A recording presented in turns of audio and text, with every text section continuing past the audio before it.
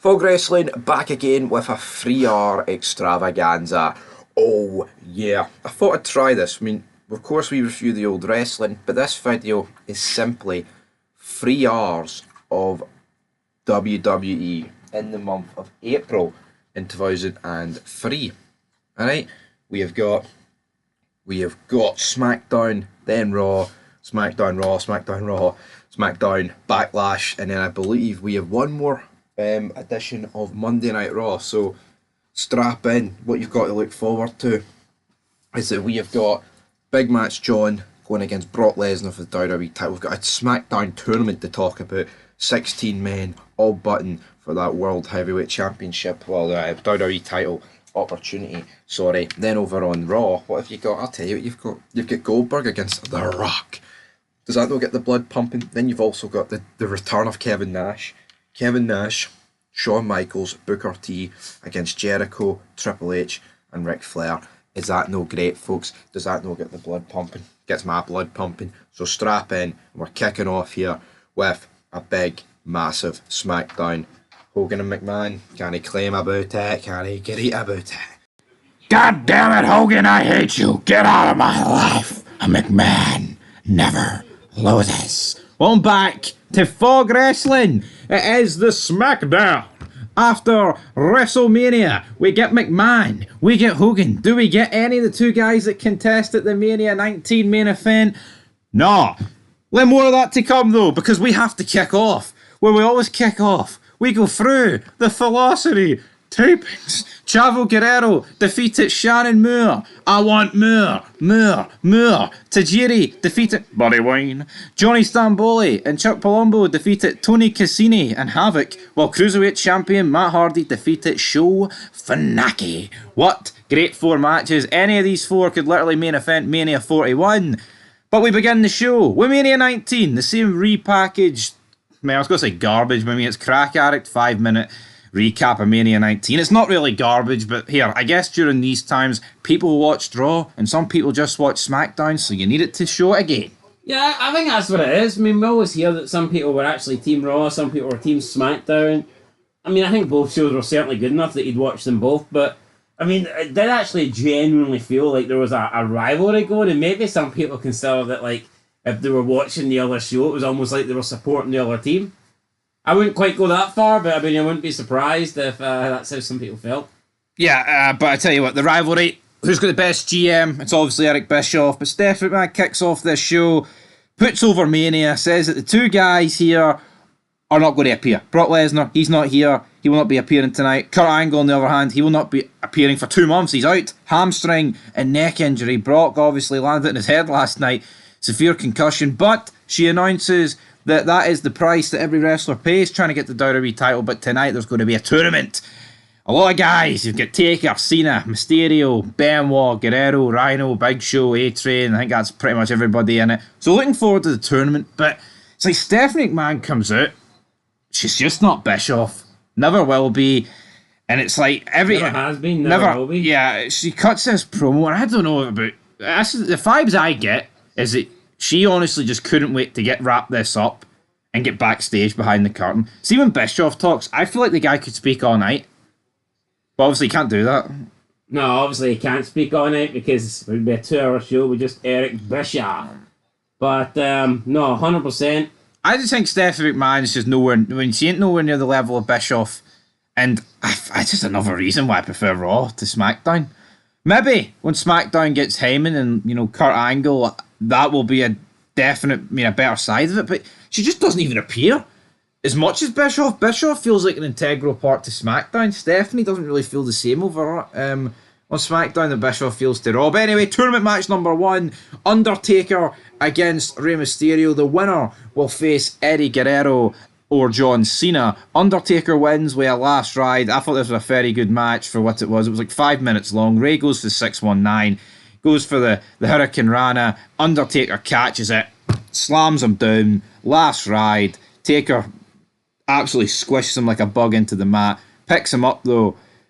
Handshake. Undertaker gives Rey Mysterio a wee nod of approval here. I liked it. Yeah, Undertaker's paying homage, and we've seen Undertaker do this. He's taken on the locker room leader role, and He respected Ray for putting up a pretty good fight, so it is what it is. But he's not going anywhere. Of 17 course- more years. No, he's not going anywhere. He'll be here for the long run. But I mean, of course, Undertaker was going to win, wasn't he? Aye, he's got to arrive. But talking of arriving, McMahon. Vince McMahon arrives. He tells the security guard to let him know as soon as Hulk Hogan arrives. We have Brian Kendrick taking on Jamie Noble, Matt Hardy, and Shannon Moore on commentary. Kendrick actually picks up the win after Nydia accidentally distracts Jamie Noble. But then Matt Hardy comes in, he throws Kendrick out the wing, and then lays down a challenge to Brock Lesnar next week. But then Matt Hardy hits a twist of fate on Kendrick. So what do we make of it? Champion versus champion. Does the Cruiserweight Championship feel on par with Brock Lesnar? Probably not. No, it definitely does not. And then the full-blood Italians are stealing some televisions from a delivery truck. Honestly, why can't we get stuff like this with the family in NXT? Because it's filmed in a sense that they don't... legit. It feels like it's undercover. That they don't know they're being filmed. But the family, it's cringe, isn't it? No, it is. 100%. It's the same with the Punk and Reigns stuff. It's like, it's just a wee bit too much going on. But then we get a recap of Brock Lesnar doing the 450. Of course, land it clean on his neck. They point out here that he's actually lucky he's alive because an inch or two in a different direction and he wouldn't be here. Talking and not being here, Chris Benoit is up next and he's taking on A-Train. Match number 2. Winner will face Big Show or Rhino, and A-Train taps out to the Crippler Crossface. I mean, it's just a bit boring, isn't it? I mean, I don't mind Benoit and A-Train at this point. We would label it as the best part of his... I actually think A-Train's... I think Albert's best runs in TNA. TNA? Test and Albert. Alright, I thought you meant like TNA is. I don't remember. Was he even in TNA? No, that's what I was thinking. I mean, I can't recall him being in TNA. You know what, man? I think A-Train Benoit put on a decent match. It is what it is. It was alright. Nah, a wee bit boring though, isn't it? Yeah, no. I mean, it was alright. Who are we kidding? Stephanie's like, oh, Vince, what you doing here? And Vince is like, I'm going to do something with Hulk Hogan I should have done a long time ago. I'm going to bum him, brother. Didn't say that. Then we got Finn yet. Sean O'Hare. I'm not telling you anything you don't already know. Nah, he likes that wee saying, doesn't he? He does like that wee saying. It was also announced that we're going to get Piper's Pit next week. Ho-ho! Piper's Pit. Piper's Pit. Eddie Guerrero versus John Cena. And what was telling about this is that John Cena wins pretty much clean. F you, Death Valley Driver. It is Cena against Taker next week. Looking forward to the match. Should be good. And I tell you what, Cena's getting pushed to the moon, and it just shows you, man, you can get pushed. None of this holding back. No. Put the rocket to somebody. Put the rocket ship on their back. Right, up next we've got Hulk Hogan, Jimmy Hart, and Nasty Nick. I don't really know why Hulk Hogan's son's called Nasty Nick, but anyway, Hogan says, I love you, brother, as they show up in a black stretch limousine. Brilliant. Fantastic. Tori Wilson comes out, big Playboy cover. She's like, I thank everybody. I don't like McMahon though. He made me do it. But then she gets interrupted by the whole Sable, the old Wildcat entrance music. Sable is back. This is somebody that managed to put the beef with McMahon to one side and come back for a bit of money. You know, it's just Sable being Sable at the end of the day. Thoughts on this? Sable's back. No Yes, Mark it Merrow. is. Would you take Mark Merrow coming Nah, back? I mean, I think Mark Merrow's done it at this point. I mean, I never minded Mark Merrow, but I think the 2000s is some... It's like a perfect time to leave like a guy like Mark Merrow behind. yeah, no, there's not much need for Mark Merrow at this point. Yeah, but Sable says there's not enough room on SmackDown for 2 Playboy divas, even though I still think me and Tori will be best of friends. She kisses her.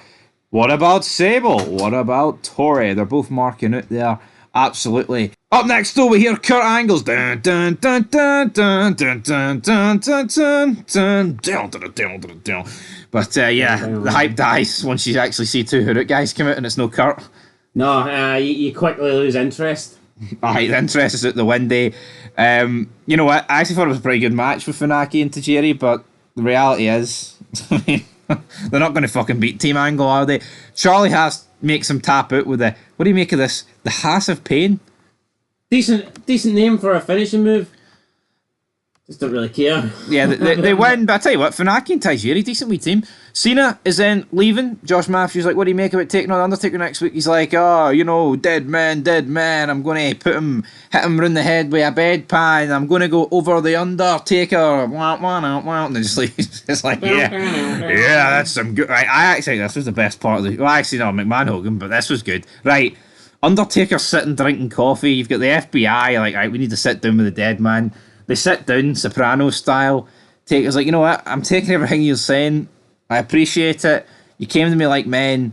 But the reality is, you targeted Nathan Jones. You can do what you want about it, but you did it at WrestleMania. And not only did you do it at WrestleMania, you did it when I'm his tag team partner at WrestleMania. I've got a problem with you. I've got a problem with you, Palumbo. I've got a problem with you, Nunzio. I got a problem with Stamboli.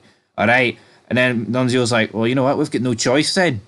The FBI stand up, they're about to batter the Undertaker, and then who enters? Nathan Jones. In this segment, it fucking dies.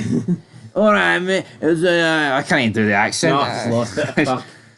I know. Crikey, good goal. Foster's. Nunzio. Nah, I can't do it. Problem, mate. Is there a problem here, mate? It's just like... Yeah, the problem, hey, you fuck off. Stop. An Undertaker has to like keep kayfabe here. He's like, Nathan Jones is going to, fucking ruined it, man. Did ruin it. I felt great, and then this guy, he ruins everything. It's like a bad smell, makes a shite. He is.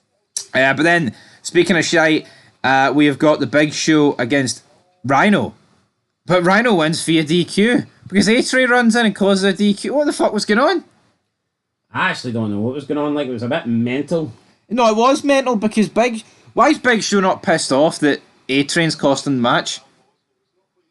Well, he should be. But he's not, and it's just idiotic, to be honest. I mean, can Rhino not... I mean, Rhino's back like a month. Can he not beat Big Show clean? Is it too much to ask? But anyway, that's your final qualifier, tournament, whatever you want to call it, of tonight. Because up next, we've got Vince McMahon. McMahon comes out, he's like, you know what? I'm sorry. I misjudged Hulkamania. And the Hulkamaniacs, I'm going to call Hogan out and say I'm sorry. Hogan comes out, there's a massive reception. Hogan's basically listening to McMahon, right? It's time to bury the hatchet, brother. Turn the clock back 20 years. I hope you can find it in your heart, Hogan, that we can be friends again. Hogan's like, alright. And Hogan leaves. He's like, you know what? Are you really sure about this? Are you sure? McMahon's like, yes. Hogan then gets on the mic. He's like, thank you, brother. Then as Hulk Hogan's music plays, McMahon's like, cut the music.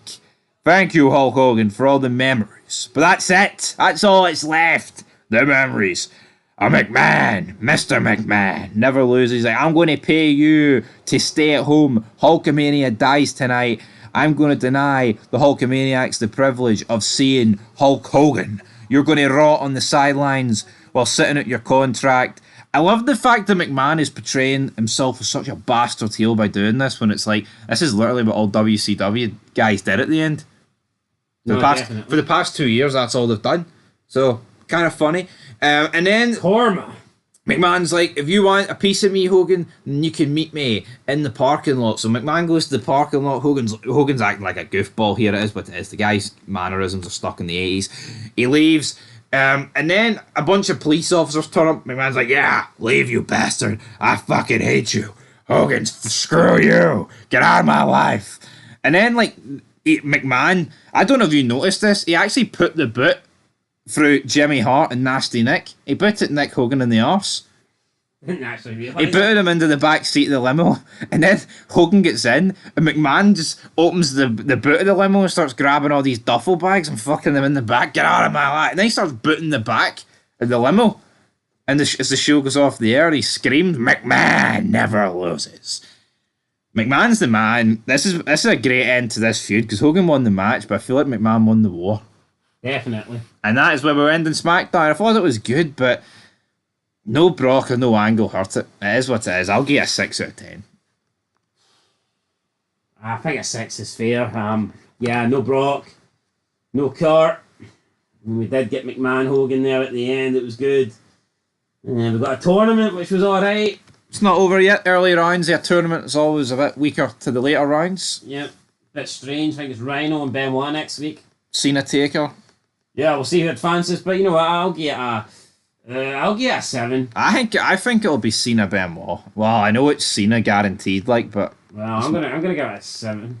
So 6.5 out of 10. 6.5 out of 10, guys. Leave your thoughts down below, and peace, brother. After 6.5 years, The Rock's in-ring career on Monday Night Raw comes to an end. Welcome back to Fog Wrestling. It is your 7th of April 2003 edition of Monday Night Raw. And yes, this is The Rock's last ever match on the red brand. Now, 2025, Netflix is just around the corner. Could that change at the ripe age of 52, 53? Hopefully we are making Monday Night Raw great again, but how crazy is it that The Rock's in-ring career on television only lasted 6.5 years? Might only lasted 6.5 years, but it was a great 6.5 years. The Rock, Rocky Johnson, Rocky Maifia, the great one, the People's Champion. What a guy. And yeah, quality over quantity for me every day of the week. Well, absolutely every day of the week. I mean, he just is the man, Dwayne, alright? And it just shows you that, I mean, you look at 6.5 years ago in 2024, that puts you around WrestleMania of 2018. Look how little has changed in wrestling in that time period. 6.5 years for 2003 takes you back to 96, and it's like, holy moly, look at that. Some good shit, damn it. Some good shit. But anyway, are we going to dive into those dark matches that you love so much? No, because I've just looked at them and they look absolutely awful, so we're going to ignore the dark matches. But there was a couple of future stars in there. Mr. Kennedy, to be exact. Shark Boy as well. Shark Boy as well. Shark Boy. But we kick off with a title match. We got Trish Stratus against Jazz. But guess what? Trish pins Jazz after a pretty short match, but her foot was on the bottom rope. The ref didn't see. I'm calling a wee bit of racism. Yeah, ref didn't see it. White ref. Screws. Black chick. So aye. Jazz not happy with the call. Trish Stratus retains. The Rock then arrives at the building. He tracks down Eric Bischoff. The Rock says that Rock Appreciation Night was ruined by Bill Goldberg. It didn't go to a plan. Bischoff points out that Big Bill will be here tonight, and The Rock then goes on to say if he is here tonight and he wants a confrontation, he'll get one. Damn it. Then Kid and RVD, hey man, it's cool, we're tag team champions, man. You want to defend the belts, man? I wouldn't mind, man. Everything's cool when you listen to Rob Van Dam. I like this wee tag team, and I'm looking forward to Kane unmasking. Yeah, Kane, I think at this point probably needs to unmask it. I mean, I like Kane, but it's a wee bit stale. I think there's better things you can do with Kane. Evidently, there is when he turns heel and goes fucking insane for a year. So yeah, I'm looking forward to seeing Kane, but RVD, Kane, decent tag team. I enjoy them for the meantime, but enjoy them while they last because I don't think they're going to be around too much longer. Probably not, but Teddy Long, let me tell you something, player. You're getting held down by the system, Jazz. Discrimination. We need to let the world know that the bitch is back. Yeah, the bitch has got to be back. So Screw the white man. Jazz then Jazz accepts Teddy's offer to join him. So Teddy's crew is Rodney Mack and Jazz. It's not great, but it's getting there. Absolutely. Up next, we've got Trish Stratus. The Rock congratulates her on winning their match. He's like, easy there, big fella. Easy there, big fella. The Rock's like, oh, were you hot because of my match last week and your match? He's like, yeah. But then a wild Jeff Hardy appears, and The Rock's like, who in the blue hell are you? And I know Jeff Hardy's been off the wagon more than once in his career, but is Jeff Hardy really at a level now where The Rock doesn't even recognise him? No, but he's always got blue paint and shit on, so I don't know. What the hell's that? Kind of worked. What in the blue hell is that? Jeff Hardy says that the last time he saw The Rock, Goldberg was kicking his ass. But tonight, it's going to be Rock against Jeff Hardy. Who would have thought The Rock's last match would have been against Jeff Hardy? Yep, Jeffrey Nero Hardy, they're taking on Dwayne Johnson later on tonight. Right, Rob Van Dam took on RVD. He is RVD. Took on Chief Morley. I fucking work that one out. Chief Morley is now Rob Van Dam. Now, Chief Morley defeated RVD with a DDT. Good selling for RVD on the DDT. I mean, wasn't really expecting Chief Morley to win, but I guess this is Morley, the Bischoff. Error. Kicking off. Aye. Tell you what, Kane didn't help his tag team partner though. Don't really understand what was going on here. For the first, everything's cool when you're Rob Van Dam. Not if you're Kane. Kane turned heel about 3 months too early. Yeah, Kane cooled him off. He did. Bill Goldberg doesn't arrive to the arena yet because we've got Scott Steiner crushing Christopher Nowinski. It's not my opinion. It just happens to be truth. Yeah, Chris comes out, starts to bash America, talks about the American forces in Iraq, says that American arrogance makes some of the United States unbearable. Talks about his opinion, talks about the truth. Steiner then gives Nowinski some of his own truth and just beats him up, throws him on the steel steps, puts him in the Steiner recliner. Match never got underway, so there you go. Maybe we'll get Steiner versus Nowinski next week. Or it might be a debate. Might be a debate. Bill Goldberg arrives. Then they show a video package to hype up Big Bill. Then we get The Rock and Christian. Christian comes in. Oh, Rock, can you sign my Scorpion King DVD? Oh, anything. Easy there, big fella. Easy there, big fella. Christian says it's for a friend who's also going by the name of Christian. The Rock then looks around the room like, this guy's a fucking You loser. for real? The Rock should just be grateful anyone wants a signature of this movie, regardless if it's Christian. Yeah, wasn't that great. Rock then says Christian's got the charisma, but he never uses it to the best of his ability. He tells Christian, you gotta seize the day. Seize the day, man. You gotta walk into the room, and you gotta own that room. Christian then tries to own the room, and Rock's like, hey, this is the Rock's room. You don't own my room. Then Christian says he doesn't care what everybody says. The Rock is way better than Bill Goldberg. The Rock takes offense to that comment because everybody else is saying that Bill Goldberg's better than The Rock, and he's going to go and call out Bill Goldberg right now. One of the best things about tonight's show, I think. No, it definitely was, but again, it's like another guy that's of decent level, and The Rock's like pretending not to know who he is, almost in a weird way. Put him over. No, he put him over, but it's almost like they've got Christian like fucking marking it about The Rock. Yeah. It's not a good look, put it that way. But anyway, Jeff Hardy against The Rock. I enjoyed this match. I mean, you can't say The Rock doesn't attempt to put people over. I mean, obviously he wins this match, rightfully so, but I mean, Jeff Hardy does his people's elbow, which has been labelled as gay. Would you describe it as gay?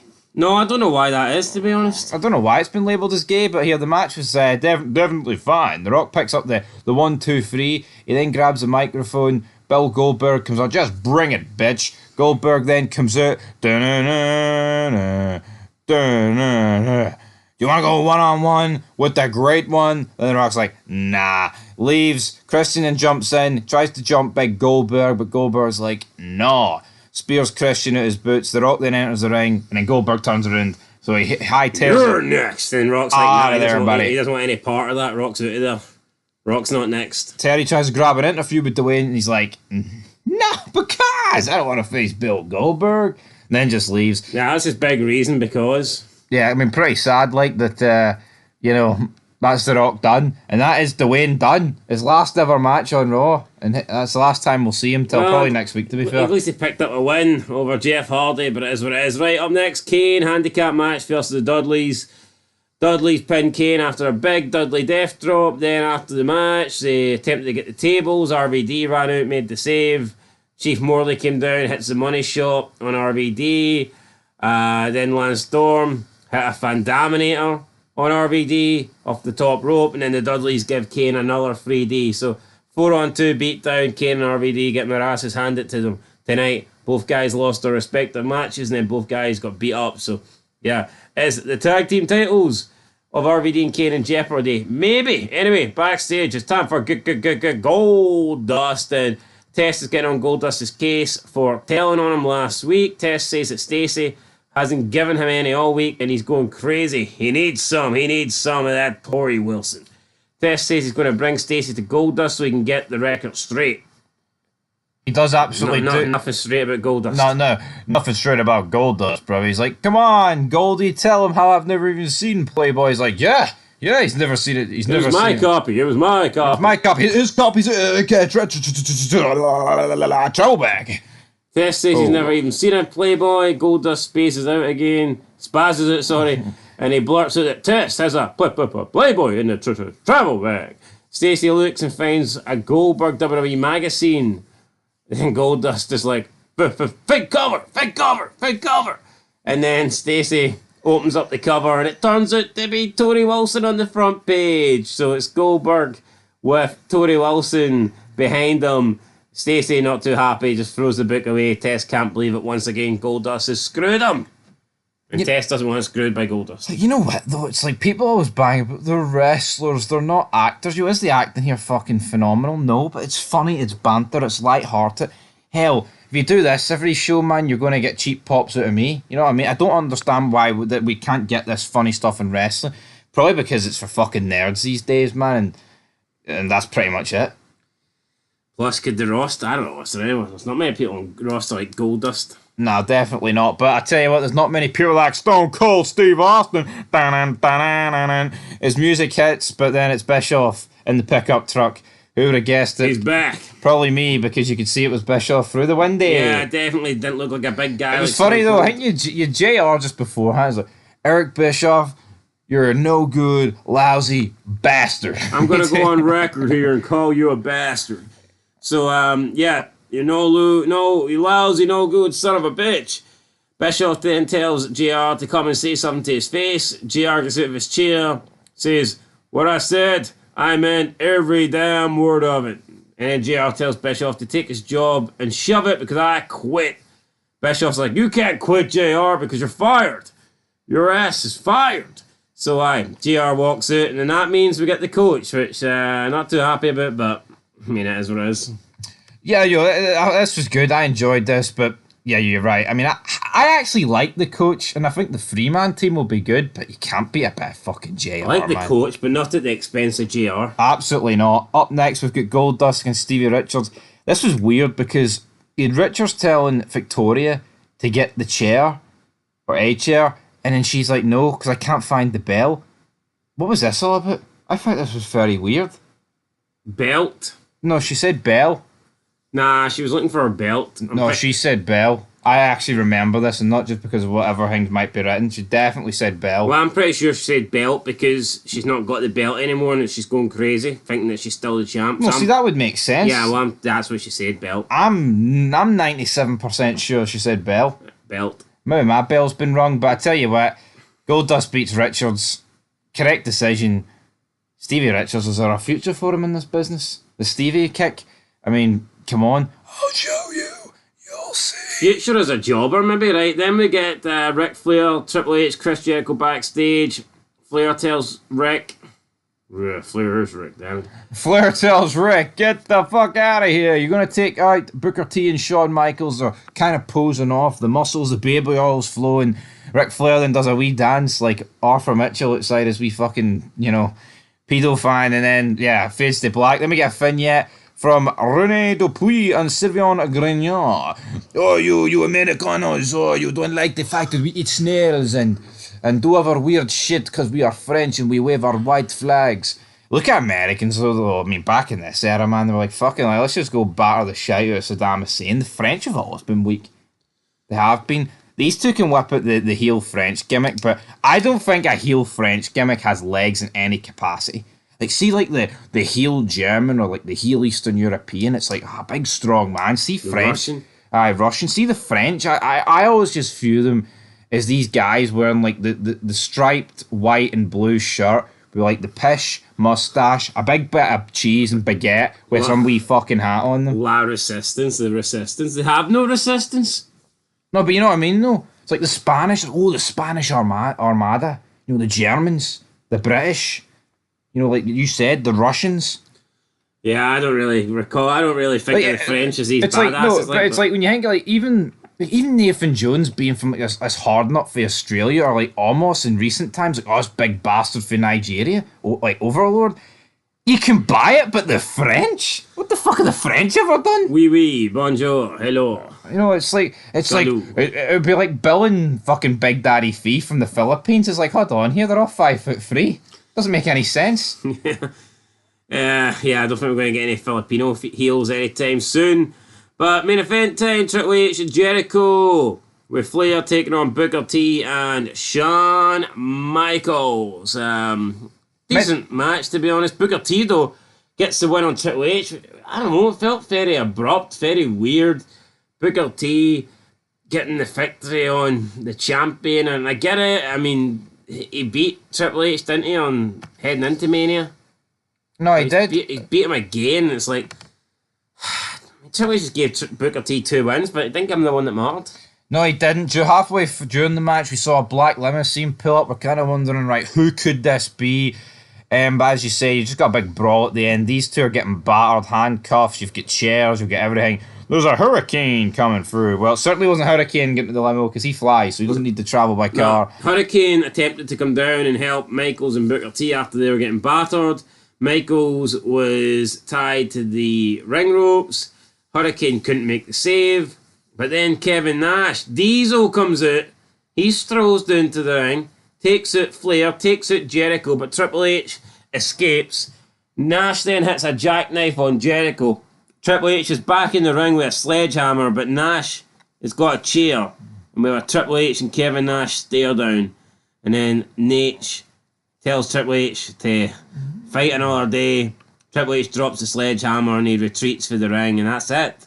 Raw ends with Kevin Nash and Triple H staring each other down. Why can't we be friends, Hunter? Like it's 1996, damn it, the Click. Anyway, click this. I thought it was a decent Raw. I'll tell you what, it's a star-studded main event at the end of the day, but I'll get a wee 7. 7 out of 10 for me. Good show, but not great. No, good though. Absolutely not. And Jonathan Coachman, can he carry the mantle next week? Find out. Till then, though, peace. For the first time in the 21st century, the hot rod Roddy Piper whipped out Piper's Pit. Welcome back to Fog Wrestling. We're on the road to Backlash. Roddy Piper looking a wee bit fat, a wee bit out of shape. He makes his big return to the WWE on the blue brand tonight. But before we get to that, it's Brock Lesnar. Here comes the pain. He wasn't there last week. Well, he's here this week. He arrives. We have got CM Punk. We have got a bunch of other jabronis from Florida Championship Wrestling demanding the signature of Brock Lesnar. He doesn't sign CM Punk's tits because he signs a woman's tits instead. Then we have champion versus champion. Brock Lesnar versus Matt Hardy. WWE title against Cruiserweight Championship. These two have had a mini feud for what seems to be like a year at this point. I'm all for it. I like the matches. I like the fact that Matt Hardy's actually turned the Cruiserweight Championship into a belt that's supposed to be taken serious. And I like being serious. Do you like being serious? Oh, I love my serious wrestling. This was a serious match. Matt Hardy trying to make a statement, trying to beat WWE Champion, possibly even become #1 contender with a said victory. But no, wasn't to be. Brock Lesnar came out on top, and I guess that's why Brock is the real champ, and Matt's just the champion of the little guys. He's the paperweight champion. Sharon Moore tried to interfere, but an F5 later, and it's all over for Matt Hardy. We then got a special video package of Piper's Pit. We've seen numerous versions of it back in, 1983, 1987, and I believe there was one in 91. Not the biggest fan of Piper's Pit. To be honest, this show probably had the best Piper's Pit I've ever seen. Smashing a coconut over Kamala's head, right? Or having a snake for Jake the Snake Roberts sliver around his pit. Does that do anything for you? Because it doesn't do anything for me. No, but McMahon being on Piper's Pit, that certainly does something. Exactly. Then we got a mixed tag team match. We got Tori Wilson and Brian Kendrick against Jamie Noble and Nydia. Sable comes out, rush.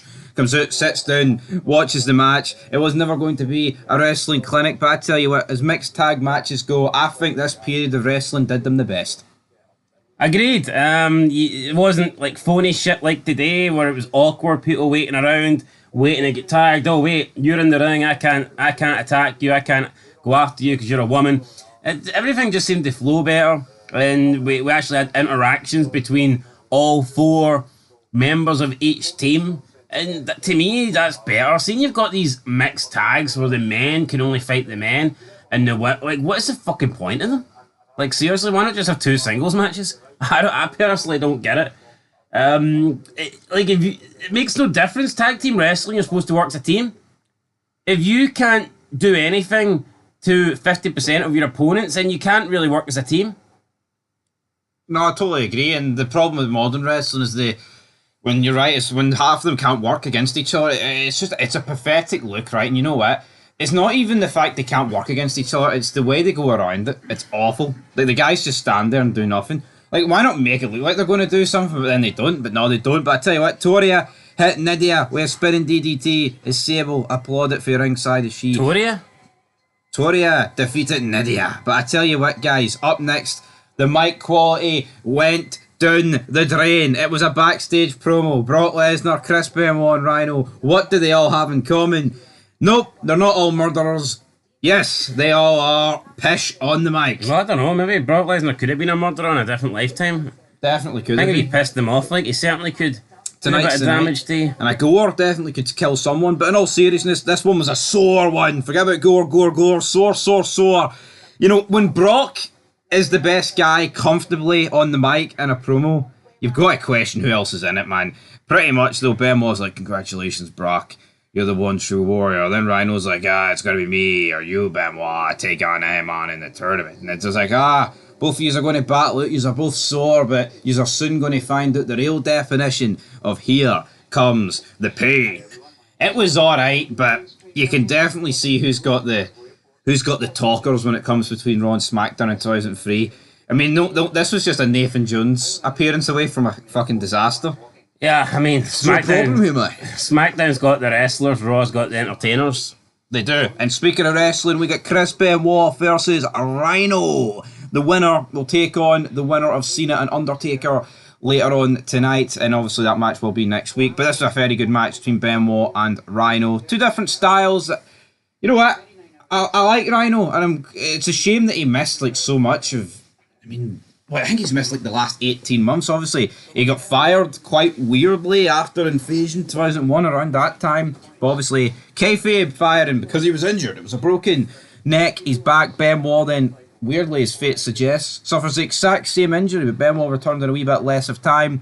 And we had a very good match here between these two. Chris Benoit pins Rhino with a backward slide pinfall, back and forth, but I think the correct guy won. I mean, as much as I like Rhino, and he's still Rhino's very young at this point, but he's never going to main event Mania and beat Michaels and Triple H.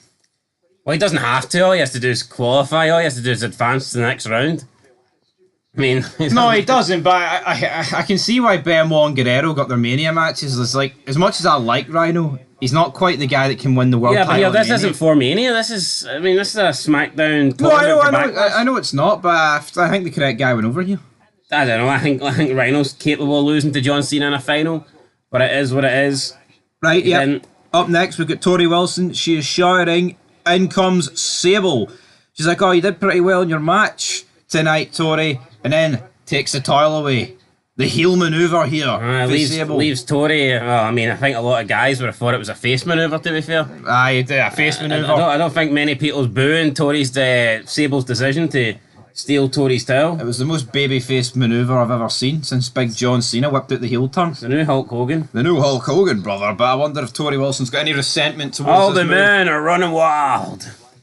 You know what I mean? This is an actual storyline here between these two that's been building like for what, 2 weeks, like a week at this point, 2 shows, and it's better than anything you get the day into. You can clearly see there's a direction here and a story. Like Sable's trying to manipulate her, and like I'm the only real woman here on SmackDown. And people are like, oh, this is garbage, this is just sexualising women, we want them to wrestle. They can't wrestle, so you use their strengths, am I right, am I wrong? Absolutely, and you know what, man, people are liars. See all these people that say they love women's wrestling today, I mean, they're still, the main reason they still care and want to see it's because of looks.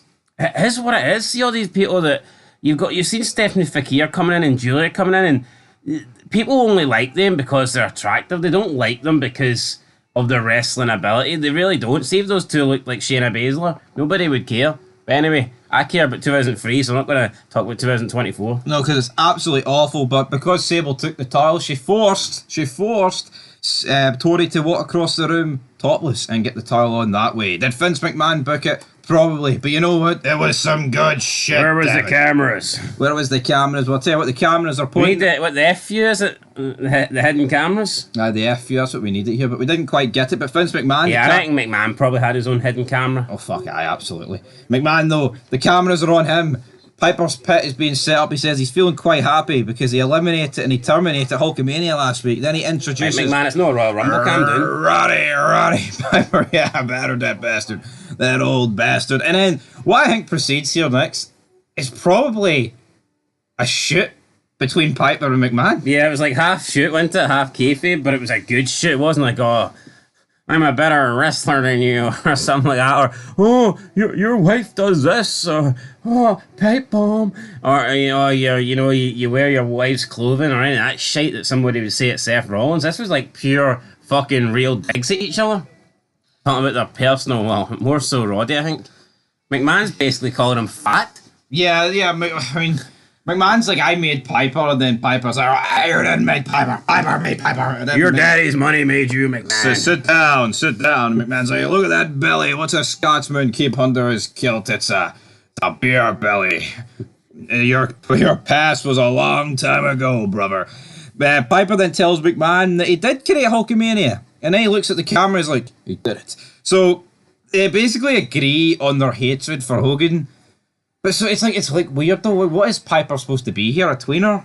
Is he a face but he just hates Hogan, so he's willing to work with McMahon, who he just openly admitted to that he hated it? Or is he a heel that hates McMahon? Yeah, yeah. And then he like... I liked it though, this, because it was blurring the lines. You see after this, honestly, you don't know whether you should be rooting for Piper or you know, hating Piper. It was... Yeah. I mean, one minute you're like, yeah, Piper's bashing McMahon, and the next minute you're like, oh no, Piper's attacking Hogan.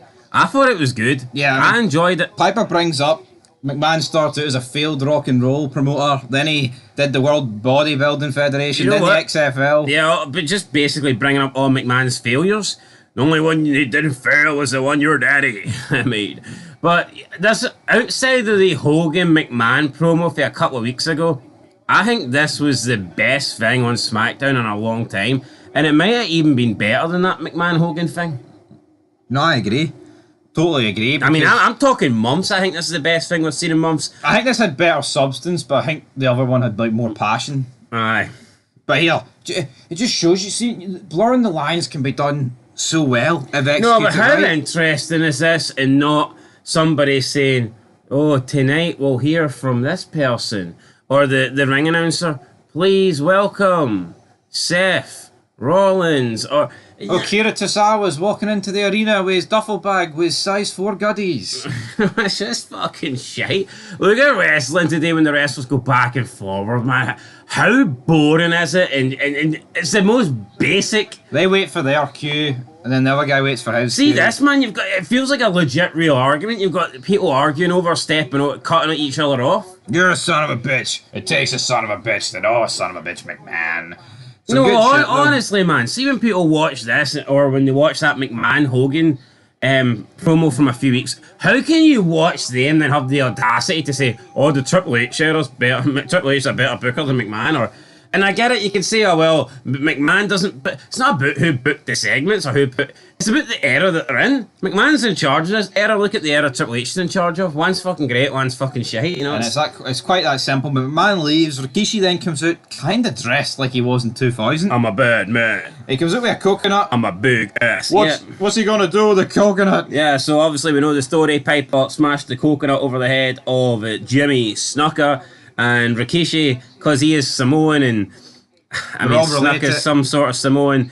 I mean, basically, if you're from, I don't know, if you were born, then you're pretty much related to Rikishi or the Snukas or the Inoas. No, I'll be, I'm being brutally honest here. It's right? a fucking stretch, man. See, saying that Rikishi is related to Jimmy Snuka, it's like saying Roddy Piper's related to the Highlanders. I mean, there's no much in it, like, yeah, that's what I was going to get to, right? Do you think this is a WWE thing or a American thing where they think we're all dumb as fuck? Do you actually think that all these guys are related by some way in their bloodline, or do you think it's been over-exaggerated to fuck? I don't even think they're actually related by, like, in terms of birth. I think that I know they created some sort of blood bond, but you know, I mean, that would be like going out to a random guy in the street and you both cut the palms, each other's hands, and you shake hands. Oh, that's us related now because we've shared blood. It's like, no, that's weird, isn't it? Not really. You know, it's Samoans are lucky one of them didn't have AIDS. Could have wiped the whole tree out. Now, correct me if I'm wrong, but I'm pretty sure it's something along those lines. They're not actually all related. But some of them are, is our point. Some of them are. I mean, but look, the family tree is that big. I'm not going to sit here and tell you, oh, he's related to him, but he's not related blood to him. It's basically just a. If you're born in Samoa or the Pacific Islands or something, they just say hi. You're not related. Yeah, that's it. But anyway, right, this was good. Sean O'Hare comes out of nowhere, clotheslines Rikishi, and then smashes all the stuff over the back of him as Piper then whips out the coconut. Breaks into pieces. I mean, it was weird seeing Rikishi and Sean O'Hare out there end the segment between Piper and McMahon, but it was some good shit. I enjoyed it. Right, Team Angle against Tajiri and Rey Mysterio. Booyaka, booyaka. Charlie Haas and Benjamin cut a promo before the match. Sean Benjamin's like, the Chicago Bears are. They wish they had a captain like we have a captain, Kurt Angle. Shelton Benjamin on the mic, man. He belongs with the guys earlier. Shelton Benjamin's awful on the mic, and people are like, oh, why has it took him to the age of 50 to get a chance in a company? Because he fucking sucks. That's why, man. He's only known for his wrestling.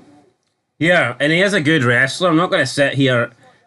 You know what? I'll be honest, man. I don't even think there's a difference between being a great amateur wrestler and a professional wrestler, because people you just need to stop and realize professional wrestling is an amateur. It's two completely different things. Kurt Angle did an amazing job, right, transitioning from Olympic wrestling to WWE wrestling. It's not the same fucking thing. Just because you might be a good amateur wrestler, that has got nothing, absolutely nothing to do with you being a professional wrestler.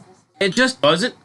Shawn Michaels wasn't an amateur wrestler. He's the best performer inside a WWE ring or any other wrestling ring ever. See, Shelton Benjamin, right? I think he's fine in the Money in the Bank match, right? If you want a guy to whip out a T-bone suplex. But see, if you've got a Money in the Bank match full of 6 Shelton Benjamins, and what I mean by that is like it's very similar where they're boring as hell, but they can wrestle.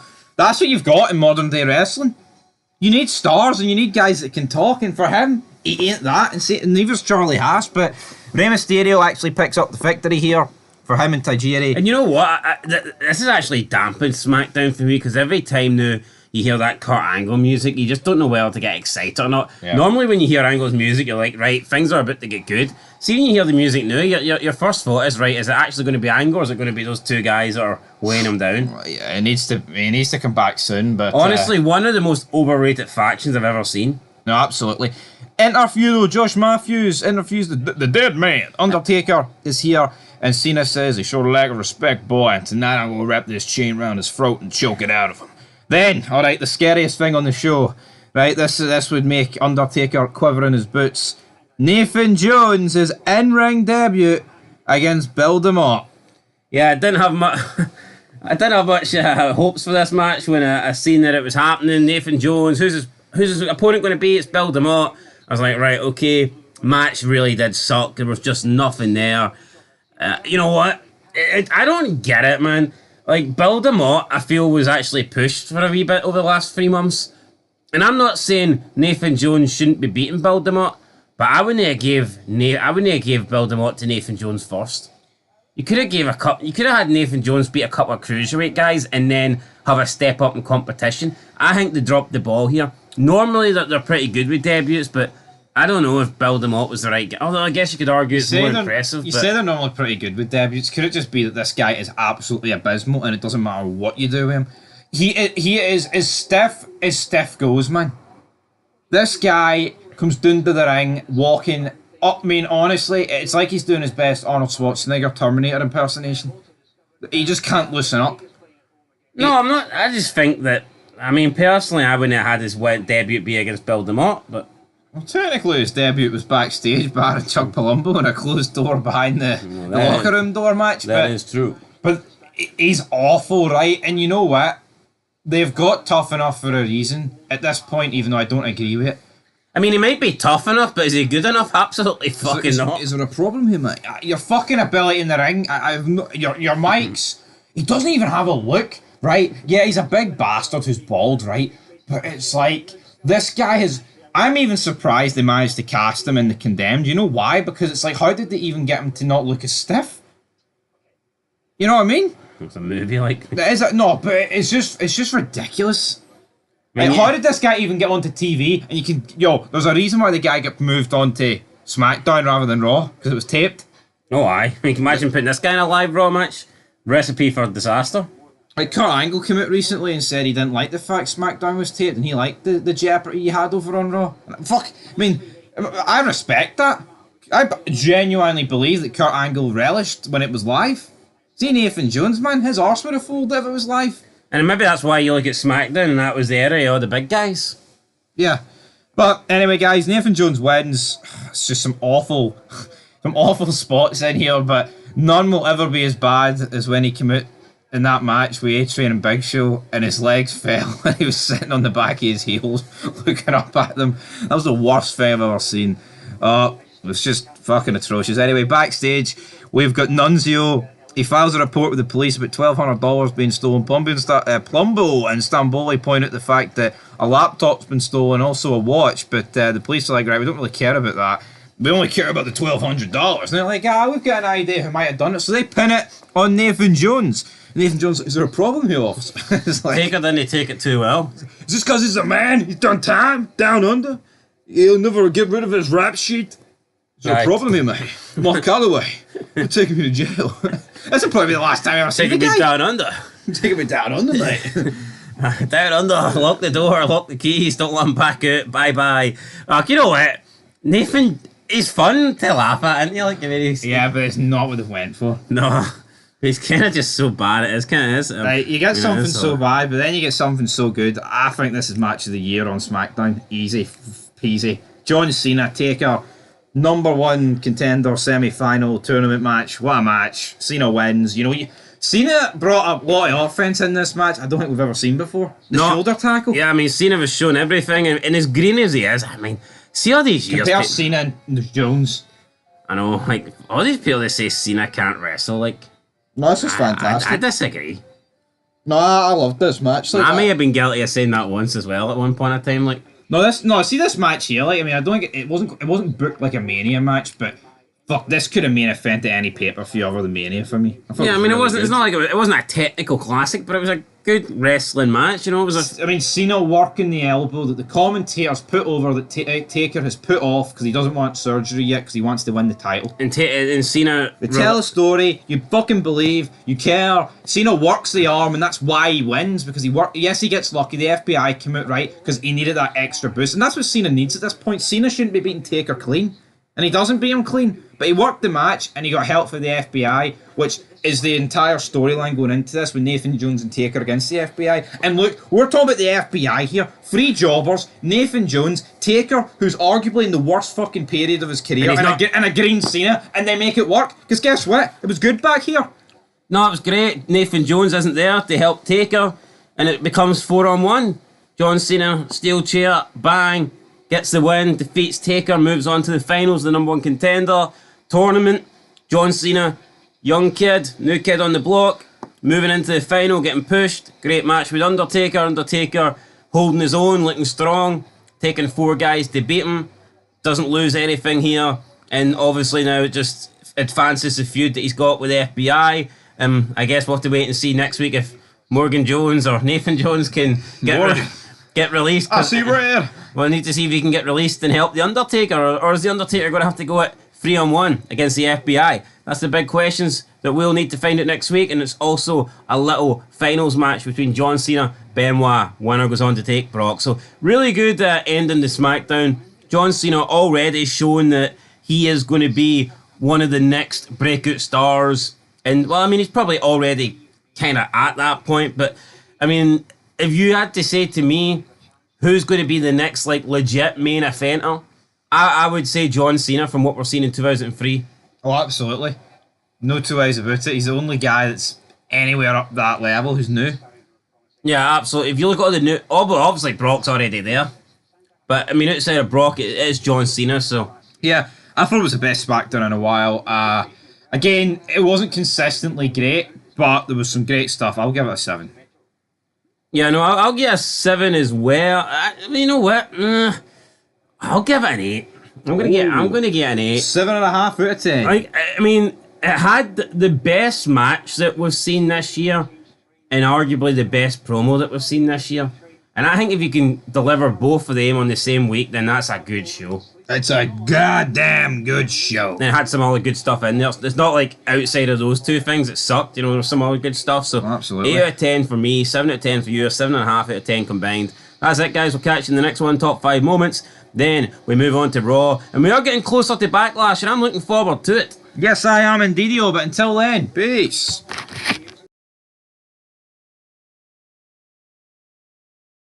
Triple H can try and erase the history as much as he wants. His nose can get bigger day by day, lying about how today's era is the best era in the history of professional wrestling. But here at Fog Wrestling, we tell the truth and we will not let the old wrestling, the good wrestling, the great wrestling, the retro wrestling die. Welcome back, guys, to the channel. We have returned with the retro wrestling, yes, the ruthless aggression era of Raw and SmackDown. We're also chucking in some TNA in there when TNA was at its absolute best, and you know what? You guys wanted it. We're going to throw in something on a Wednesday night as well to the schedule. We're going to throw in some Lucha.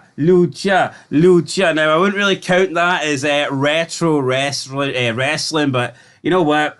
I heard quite a few good things about Lucha Underground, and I did remember watching a few episodes, so we're going to be watching that as well. Why not? Throw it in there. Listen, I would rather, even though it's not that old, wrestling for 8 years ago is better than wrestling in 2025, so therefore it's going to get watched. It is, guys, right? Triple H, he can rewrite it all, but you know what? We've watched it all. We're going to watch it all again, and we're going to talk about it, damn it. Yeah. Richmond. Yeah, Virginia. so it is Monday, the 3rd of March, 2025, and the schedule will be as follows from this point onwards. Non-stop, every week, all the weeks. This is what you're getting. You're getting the Raw reviews on a Monday.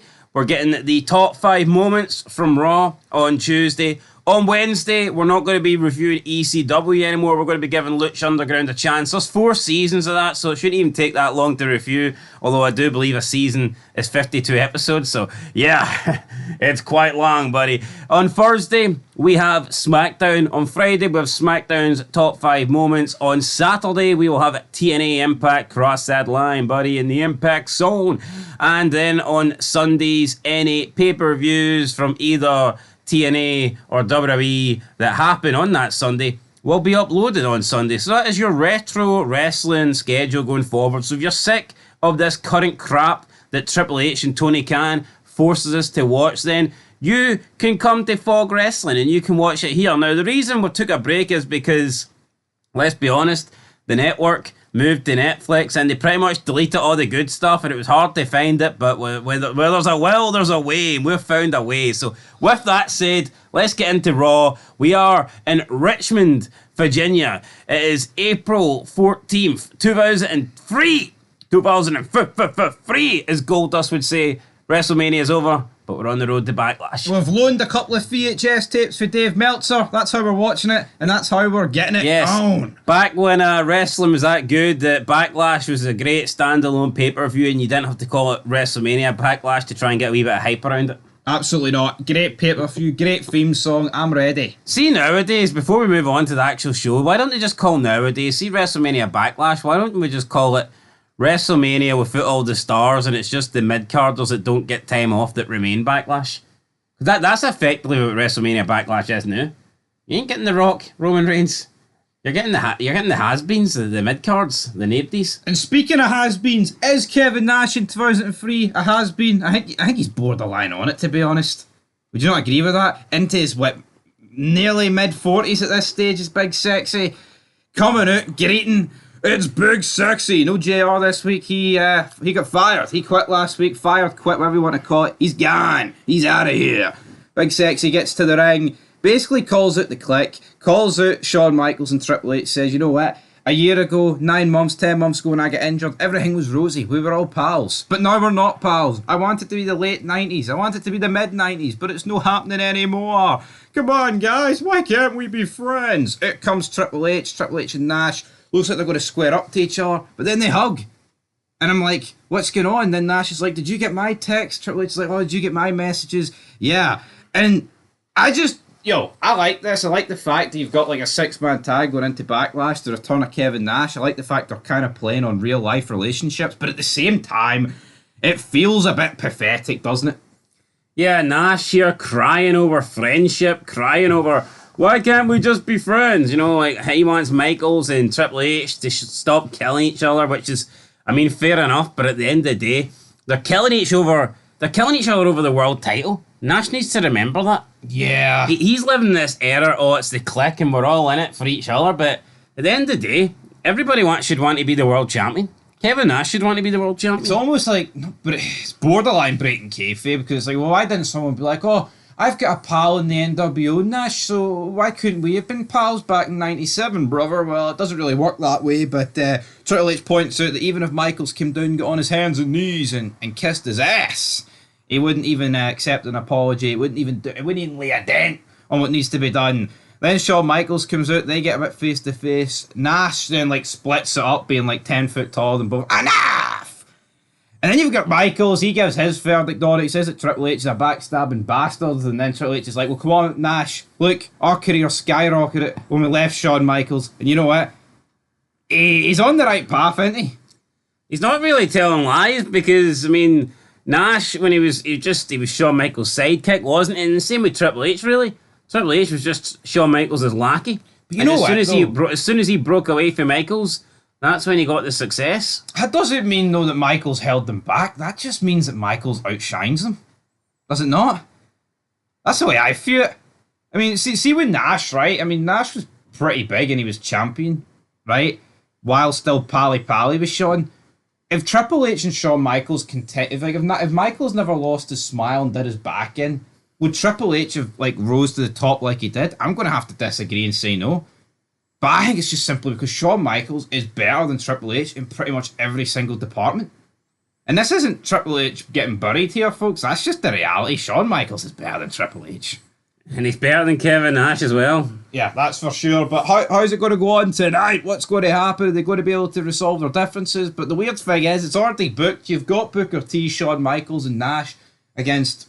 Well, I was going to say Evolution. It's not really. It's Ric Flair, Triple H, and Jericho. But surely Nash should be more pally with Shawn, considering he's teaming with him.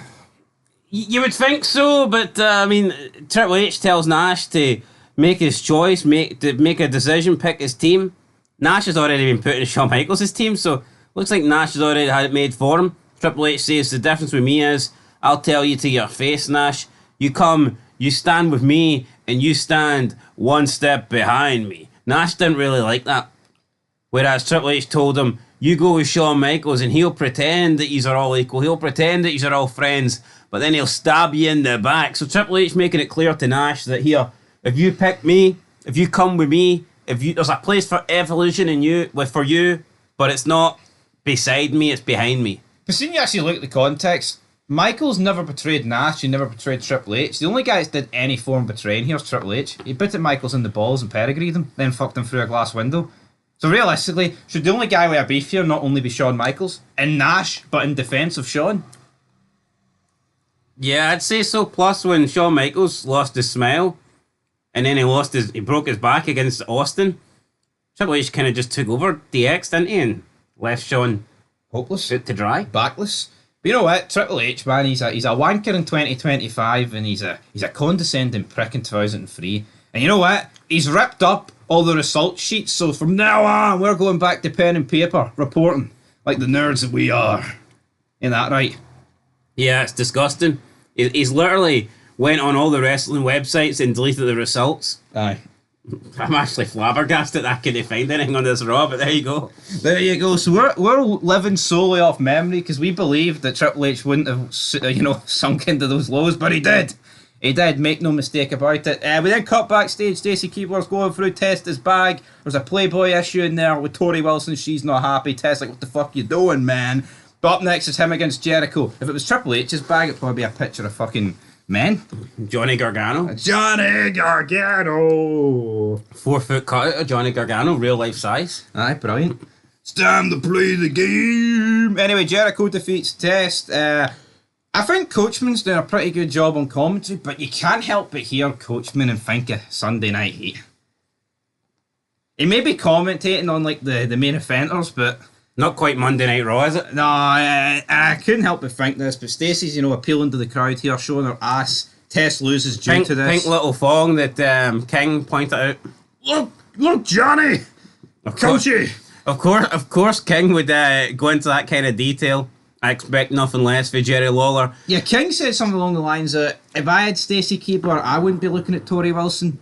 BS, King. Yeah, King's I don't think's happy with one person. Yeah. Sure, he had the cat for years, and it didn't stop him from fucking looking at all these other women, so... But Test, he grabs the fan over the barricade that she was interacting with, and you know what? See, back in the day, man, you'd have fancied any wrestler battering up the fans. Aye. Yeah, in 2025, the fans are fucking losers, but so the wrestlers.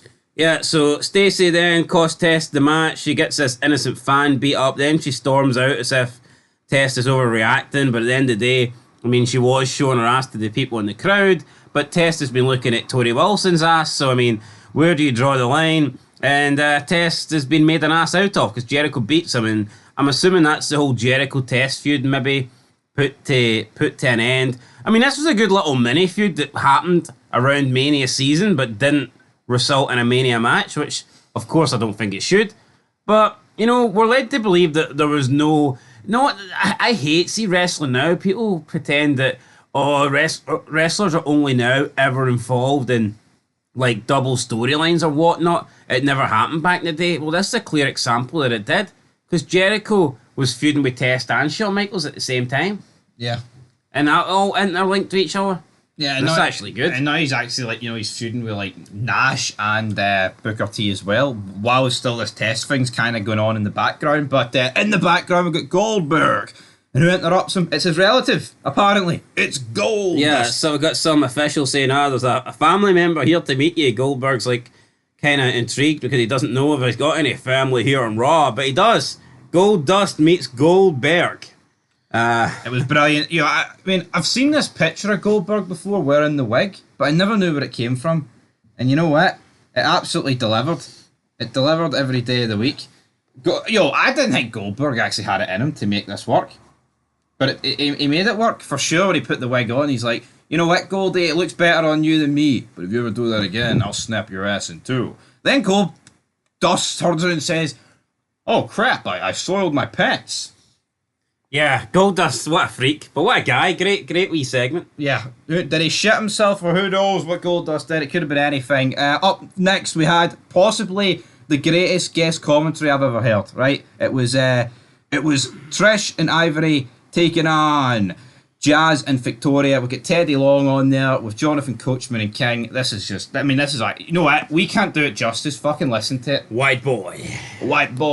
Hey, Yeah. coach, player. It's not And the it took same. the white boy to get fired if you get a spot, player. It's not the same referee, but he's the same color. You know, obviously talking about the referee that, was hard done by Jazz last week with the pinfall that shouldn't have been a free.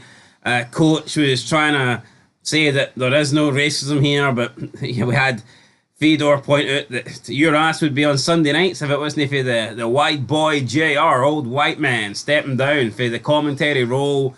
We had Fedor Long basically say that Jerry Lawler's hometown, family, Jerry Lawler himself, and everybody that Jerry Lawler knows is a bunch of racists. So, just Fedor Long here.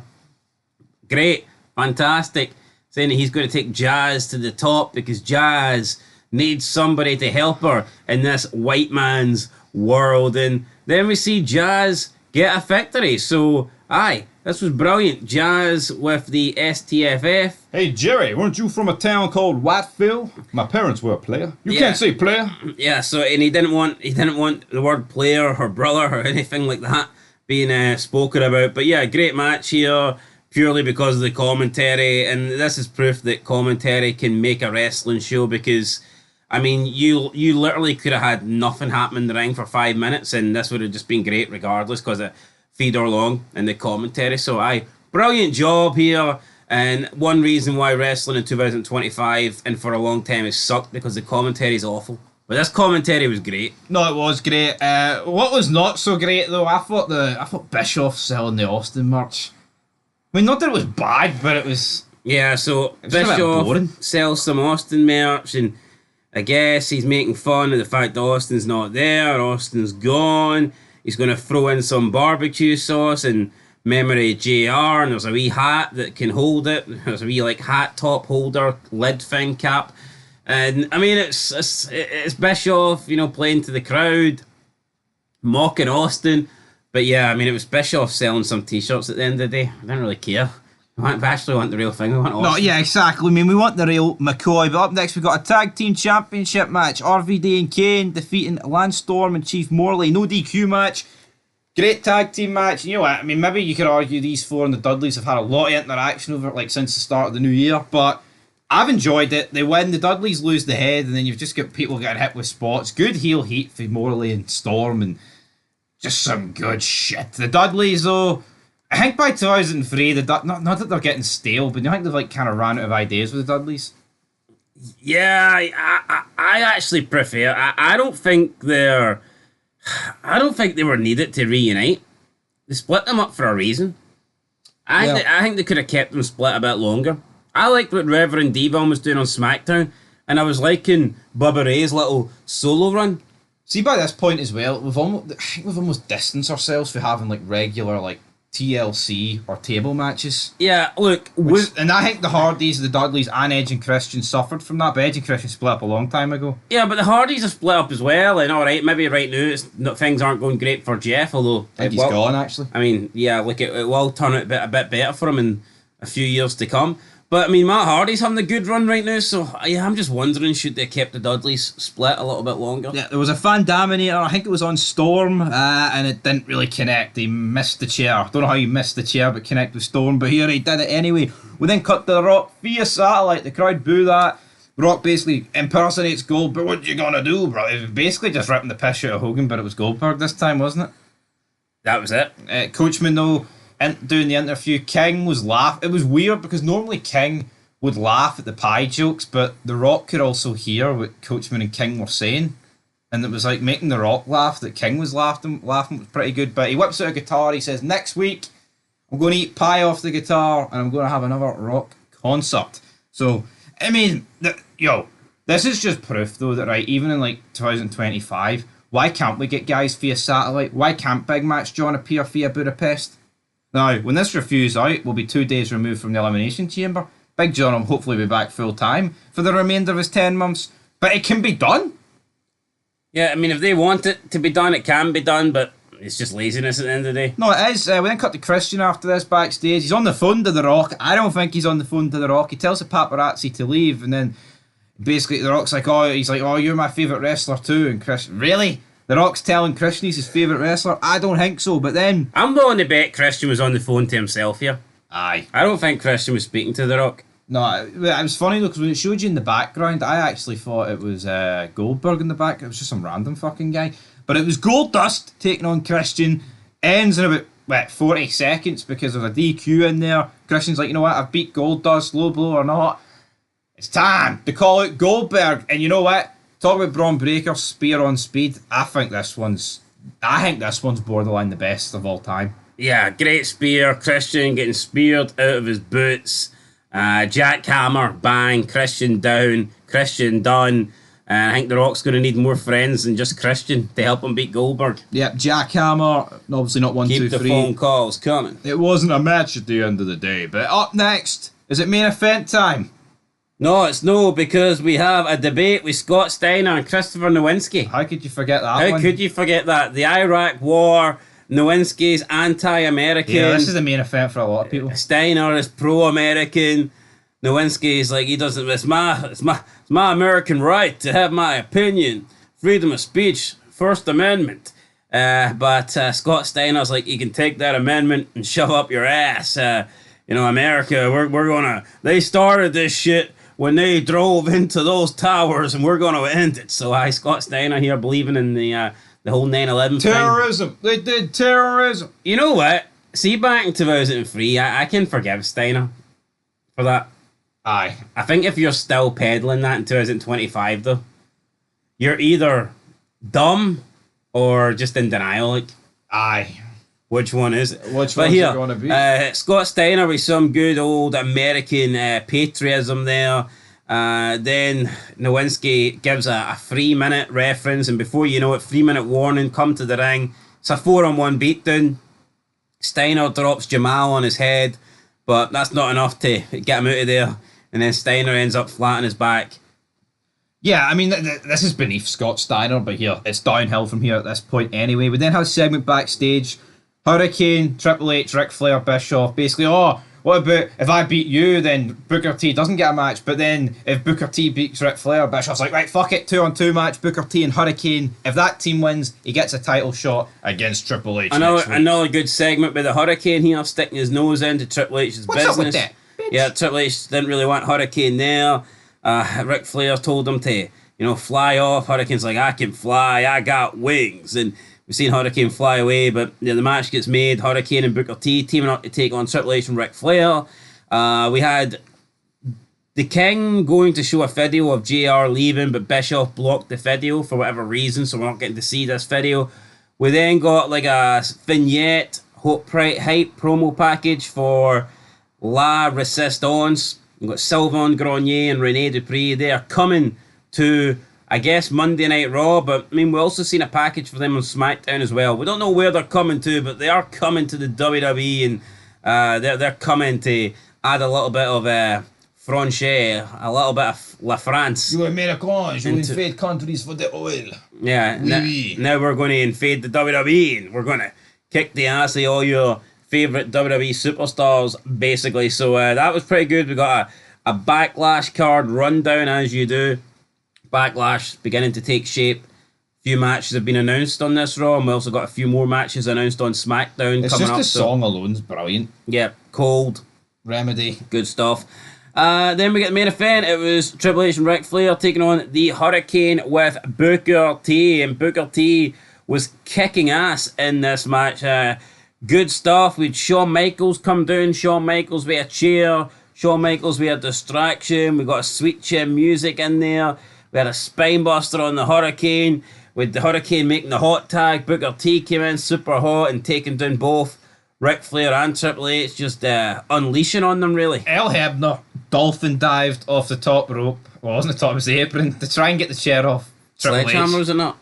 No, I'm pretty sure it was the chair. Sledgehammer chair, he landed face first on the outside, and it was like... It was a nasty fall for No, Earl it was Hebner. like, it was so botchy, and then that's when Michaels hit the sweet chin music. Booker T's got Triple H distracted. He's getting him off at Earl. Earl and Triple H got a very underrated feud, by the way. But then, Hurricane pins, Ric Flair, 1, 2, 3. Booker T's getting that match next week.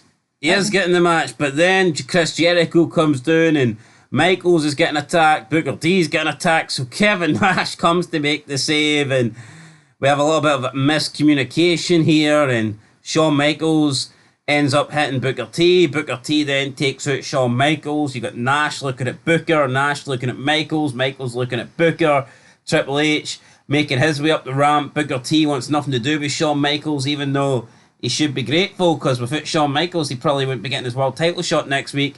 Booker T leaves up the ramp, and then you have Nash staring down Michaels, and we're beginning to think, here, can these guys even trust each other as Monday Night Raw goes off the air? So Booker T earns a shot, decent main event match, builds up the Backlash 6-man tag as well. Good stuff. I thought it was a good episode of Raw.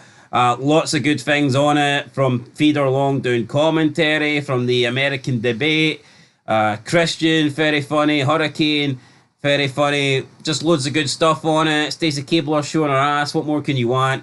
Good episode of Raw. I'm going to give an 8 out of 10. I'm going to get an 8 out of 10. You know what? Nothing bad on it. Nothing bad. I mean, I didn't really like the Bischoff stuff, but it wasn't bad. Nah, it was good. 8 out of 10. I mean, maybe did the show suffer from not having a great match? I mean, possibly. And maybe a bit of star power, having no Austin there, having no JR there. I mean, we did get Goldberg in a funny... I mean, we got Goldberg, I guess, in that funny segment, and a spear. The lack of Rock maybe wasn't great. I know he did appear on the Titantron. It's not the same. A phantom phone call with Christian, but... Aye, it was a good episode. I'll give it an 8. Thought it was good. We'll move on to the next one. Top 5 moments then. The debut of Lucha Underground on Wednesday. Will that get an 8? Oh, I'm not so sure. 8 becomes 2. No, we're not talking about the tooth count of Chris Benoit. It is the number 1 contender tournament. It's the final tonight.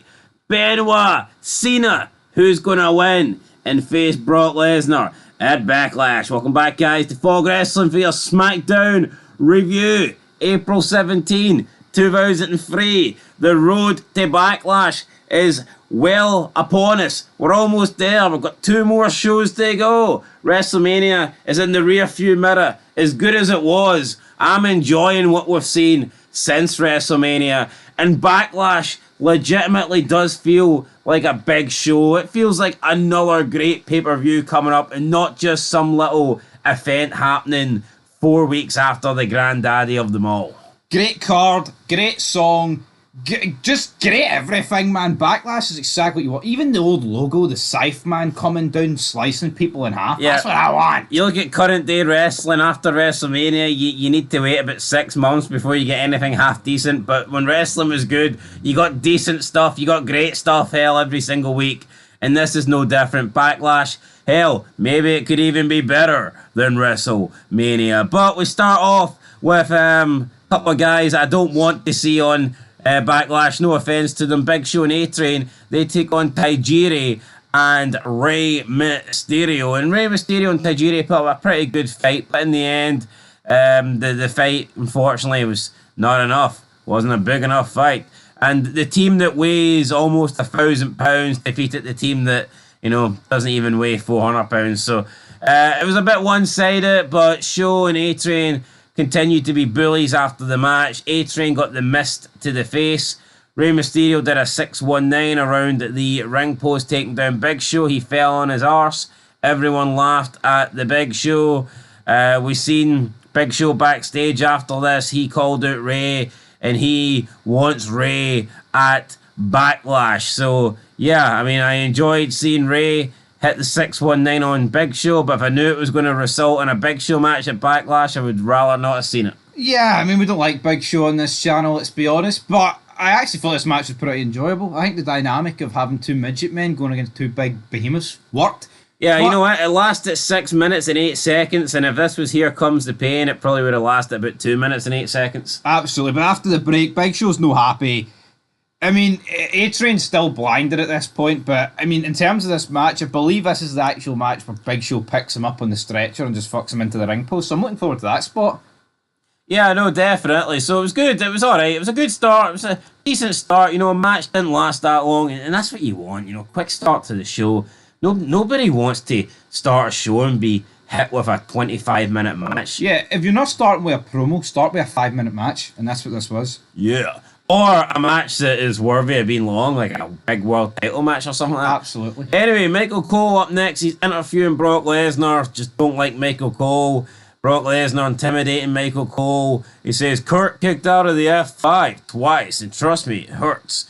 Michael Cole obviously had some facial expressions that Brock didn't like, and he says, I can hit you with one, Cole, if you want to prove that it hurts. And Cole's like, nah, don't do that. McMahon bullies me enough. I don't need another guy bullying me. So, yeah. John Cena then comes out. Brock was talking about a concussion. You ain't got no concussion. Cena have a brain. Yeah, Cena tells Brock that to have a concussion, you need to have a brain. Brock didn't like this, but Cena was like, chill, backing into the corner. Benoit came out to get involved. Benoit and all three of his teeth came to the ringside. And Cena kind of ran down Benoit, talked about him and talked about his teeth, and Benoit talked about respect and how he doesn't really respect Cena. Brock then said he didn't really respect Benoit. Benoit didn't respect Lesnar. It kind of got a little bit out of hand here. I thought when Benoit came down, the promo kind of went south a wee bit. It did. No, it was three guys talking about respect and who respected who and who didn't respect the other guy. And I kind of lost respect for it. I'll tell you what, right? Even at this point, it's kind of obvious, but John Cena is just leagues above these two on the mic. Yeah, it is. And it's like even green and not rusty, but he's green at this point. Even in his rapper voice, he doesn't speak normally. The reason why the promo automatically gets worse, because if it's Cena and Brock, Cena's getting 50% of the promo. But when Benoit comes out, he goes down to 33% of the promo. 33% chance. So if you do the Scots Downer maths, then, it drastically, the quality of the promo goes down.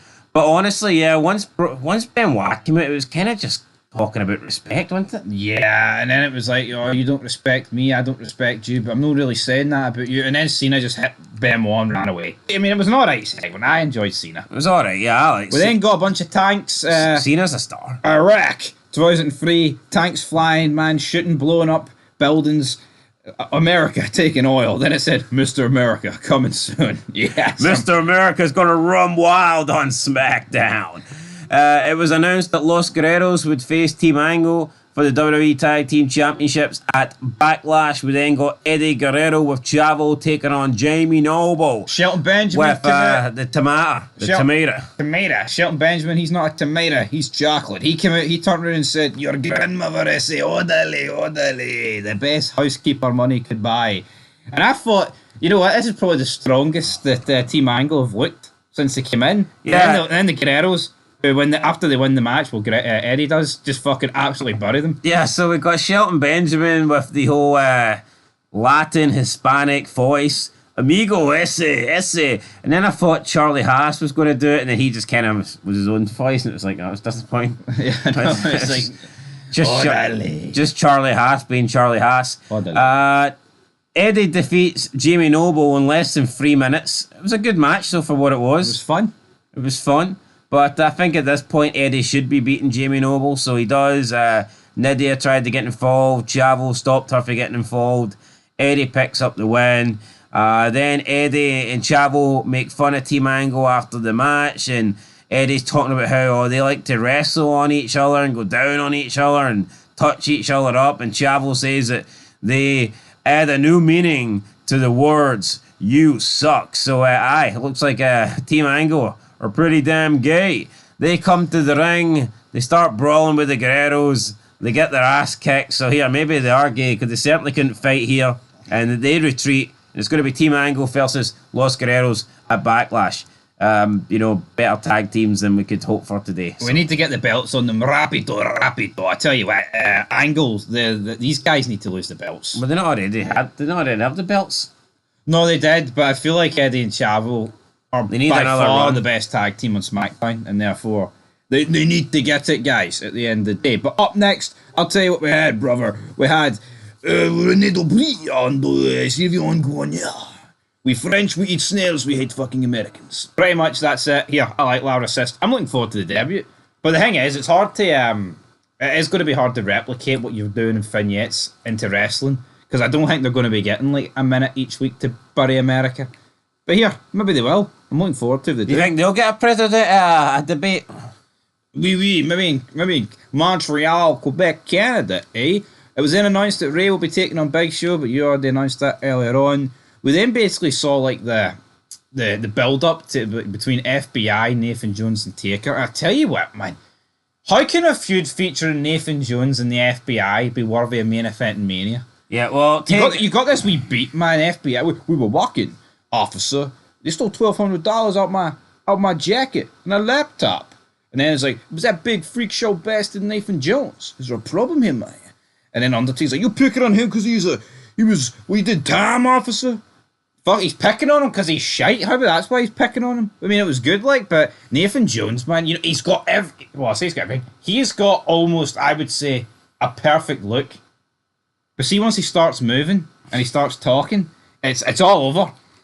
Yeah, I mean, he's got that monster kind of look going for him, but yeah, we just see that he's not the greatest in the ring. He moves very stiff. He kind of sucks, but you know what? He's an enjoyable wrestler. I want to see more of Nathan Jones, and who knows, maybe one day he'll make it in the movie business. Not really a wrestler, but maybe he might be in The Condemned. Maybe he could Here I'm making a movie called The Condemned. Now, we're not condemning his career. I mean, he could still go on and be a world champion, but at this point, it's not looking too good for him. But yeah, we then see Nathan Jones choking Nunzio backstage. This was a good choke. Yeah, it was. He just had him choked up against this gorilla cage, like a steel cage fence.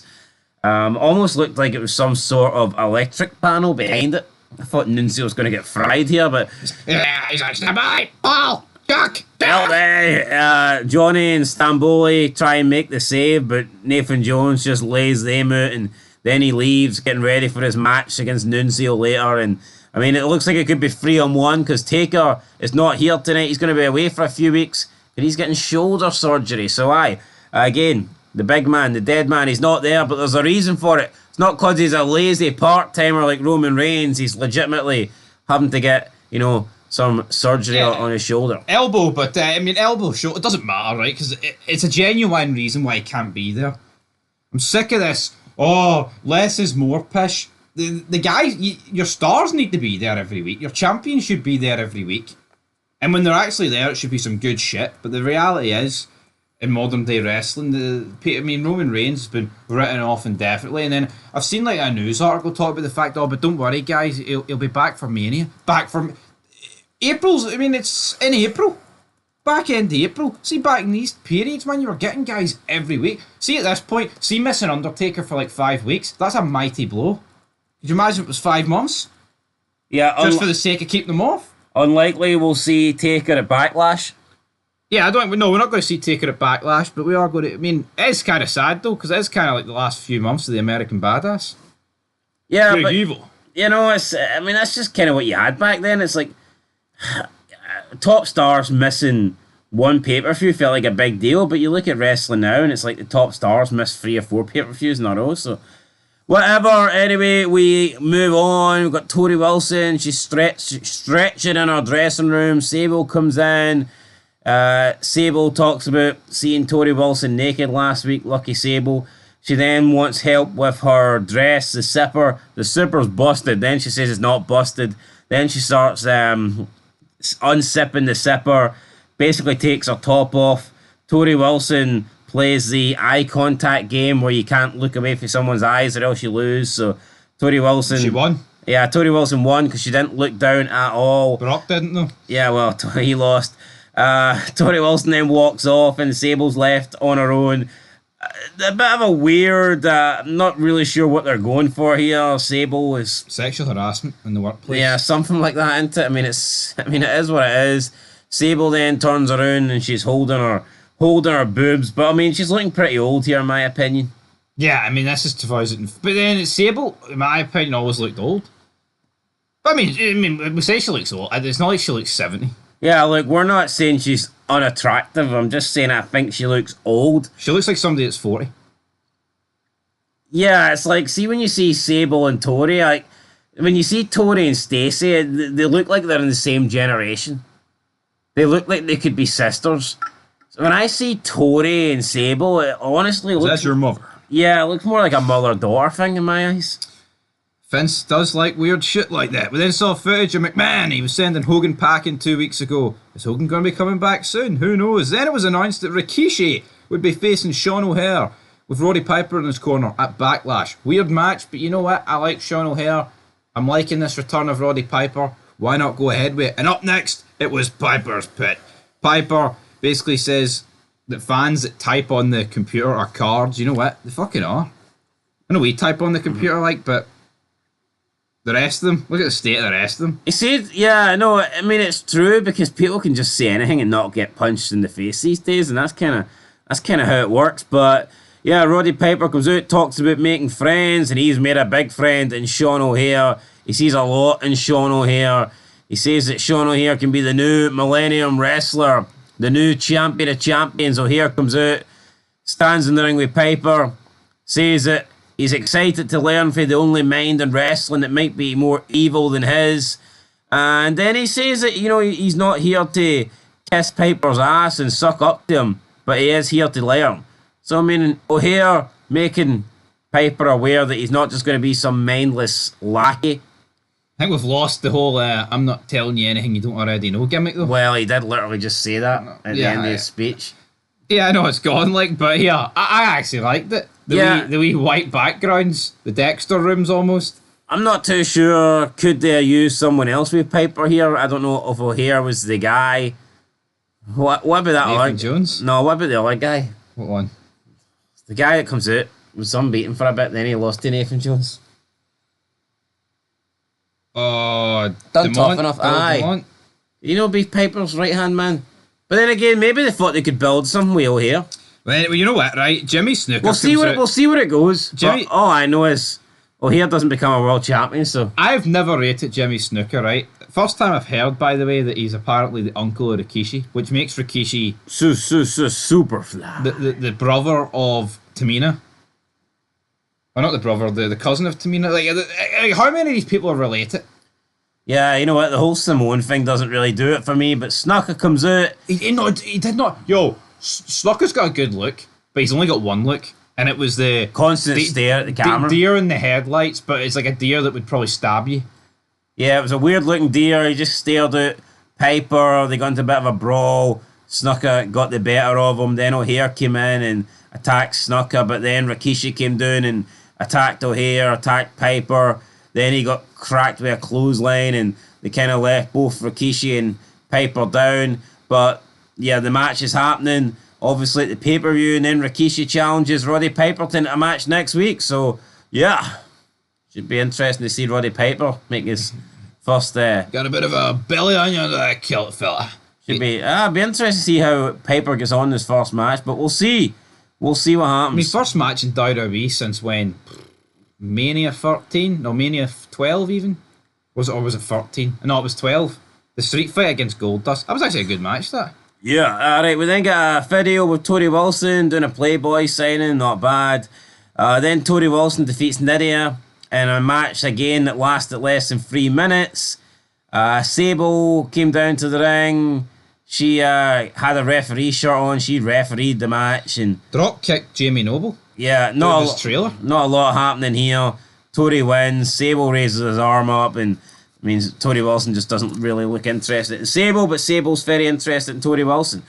You know what? At least there's a story here. Yeah, it can't work, so make a story out of it. We then got Matt Hardy defeating Brian Kendrick in just over 3 minutes with a twist of fate to retain the Cruiserweight title. So yeah, I mean, short matches here on SmackDown this week. Not complaining though. This match was a bit dead. It gets announced officially that Piper will take on Rikishi next week, so we'll get that. Backstage, Nunzio says that Nathan Jones will pay for what he did, and Palumbo and Stamboli says they know what they gotta do. So yeah, the FBI are going to be standing on business tonight. Nathan Jones defeats Nunzio in disqualification, 38 seconds. The matches are getting shorter, god damn it. But the FBI attack lasted longer than the match, and they took it Nathan Jones with a steel step to the knee or the ankle. Is it safe to say that Nathan Jones could be done? Is there actually any proof he's back? Does he not wrestle in this one of the 5-man Survivor Series matches? He might, but honestly, this could be Nathan Jones written off TV for a while. For like 6 months. Go to OVW again, buddy. And who knows, maybe Undertaker will feud with the FBI for a bit when he comes back. No, I know. No, I think Nathan. I think this is what he needs. He's had exposure, but the reality is, see, when he comes back, I doubt Taker's still going to be like his best pal. Yeah, so we'll see what happens. John Cena then comes into the ring. He's rapping about Benoit, saying that he could rent the space between his teeth. Pretty good. Yeah. And he calls him a Dynamite ripoff, obviously referring to Benoit's idol, the Dynamite Kid. The most overrated bastard. Is he? Is he the most overrated? I mean, that's harsh, but you know what? I will go as far as saying I think Chris Benoit is way better than the Dynamite Kid. Chris Benoit's got intensity and ruthless aggression that not many people can match. Yo, and I would put Benoit up there as one of the best technical wrestlers of all time. I couldn't even tell you, right? A Dynamite Kid match. Now, some people might argue, well, that probably makes your opinion on the guy irrelevant. Yeah, you might be right. But this guy was the flippy, not the flippy, he was the small technical, high-flying guy 15 years before it was relevant. And sadly, that's just not going to work. I would not describe him as a high-flying guy. I know, but he was a small guy. Yeah, like but Benoit and Jericho and Guerrero are kind of high flyers. To a degree. No, they're not. Benoit, no, they're not. But he is he's not right. Not a high flyer, but athletic. Just think before you speak. He's not a high flyer, but he's athletic. You've just done Triple H. You've grabbed the shovel and you're burying a hole. No, burying and you've hole, jumped mate. in it yourself. No, there's a big difference between like the likes of these guys and guys who are roid heads. They're not high flyers. They're just guys that are smaller in stature. I mean, if you said Eddie Guerrero and Jericho were high flyers, I'd accept that. But Benoit and the Dynamite Kid, absolutely not. The Dynamite Kid. How many fucking matches of the Dynamite Kid have you watched? Doesn't matter because he couldn't lace John Cena's boots. John Cena could he fill the gap in Benoit's teeth? Oh, maybe, possibly. John Cena defeats Benoit. Wasn't as good as the match against The Undertaker, but here I wasn't expecting it to be. Counters. Not bad against two dead men. Yeah, we get some counters. Benoit goes for like a schoolboy type maneuver, but Cena hooks the legs, gets the pin, and defeats Benoit. So Benoit is surprised there that he was out wrestled by Cena, but he was out wrestled by Cena, who countered the sunset flip. Cena gets the win. Cena will now go on and face Brock Lesnar for the belt at Backlash. And yeah, I don't know what Benoit will do at Backlash. Probably nothing, to be fair. I mean, I'm kind of looking forward to when the pay-per-view split. You know, because I think it's going to give a lot of people... Yeah, look, I think we're definitely at the point where they need it now. They really do, because you're looking at these shows and you're getting some, like, real top guys that are... I mean, look at the SmackDown side of things. You've got Kurt Angle, who's out injured, right? You've got Undertaker, who's missing this due to injury. Benoit, who is not competing because he doesn't have a match and he lost to Cena. But let's say that Angle wasn't injured, Taker wasn't injured. They couldn't just have those guys miss out. No, I know. If you have all the top guys on the show, then it's like the guys lower down the card never get an opportunity to have the payoff match at a pay-per-view. You would never get like a Sean O'Haire versus Rikishi. You would never get Matt Hardy defending the Cruiserweight title. You wouldn't get Los Guerreros taking on Team Angle. So, I mean, I think that going forward, the brand exclusive pay-per-views are the way to go. Yeah. And you know what? Dare I say, I think they probably should have been... No, not from the get-go, but I feel like maybe earlier, like back in 2002, they should have made them more exclusive. More exclusive? Should have just made them exclusive, period. You know what I mean? More exclusive. All-inclusive. Here on Fog Wrestling, we love everybody, don't we? I would do all subscribers. Anyway, it's time to rate the show. Good week of wrestling. Was this show as good as Raw? Nowhere near. I don't think so, but I enjoyed it. I'm going to give it a 7 out of 10. I think 7's too high. I'll give it a 6. Right, fair enough. Yeah, I just think more often than not, Raw blows SmackDown at the water. Yeah, still a good episode. Still a good wrestling television show. Last week's SmackDown was good, though. No, it was, but what I would say is, more often than not, Eric Bischoff delivers. I mean, Stephanie... I mean, Bischoff's like an integral part of Raw. Stephanie's never there. And you could argue that's a good thing, but I think what lacks on SmackDown is a strong authority figure. So, 6.5 out of 10. Peace. We are 6 days away from Backlash, and tonight, Monday Night Raw delivered a pay-per-view of its own. Welcome back to Fog Wrestling World Heavyweight Championship WrestleMania rematch. Not one, but two Rock concerts either side of a Diddy match. What a show it was.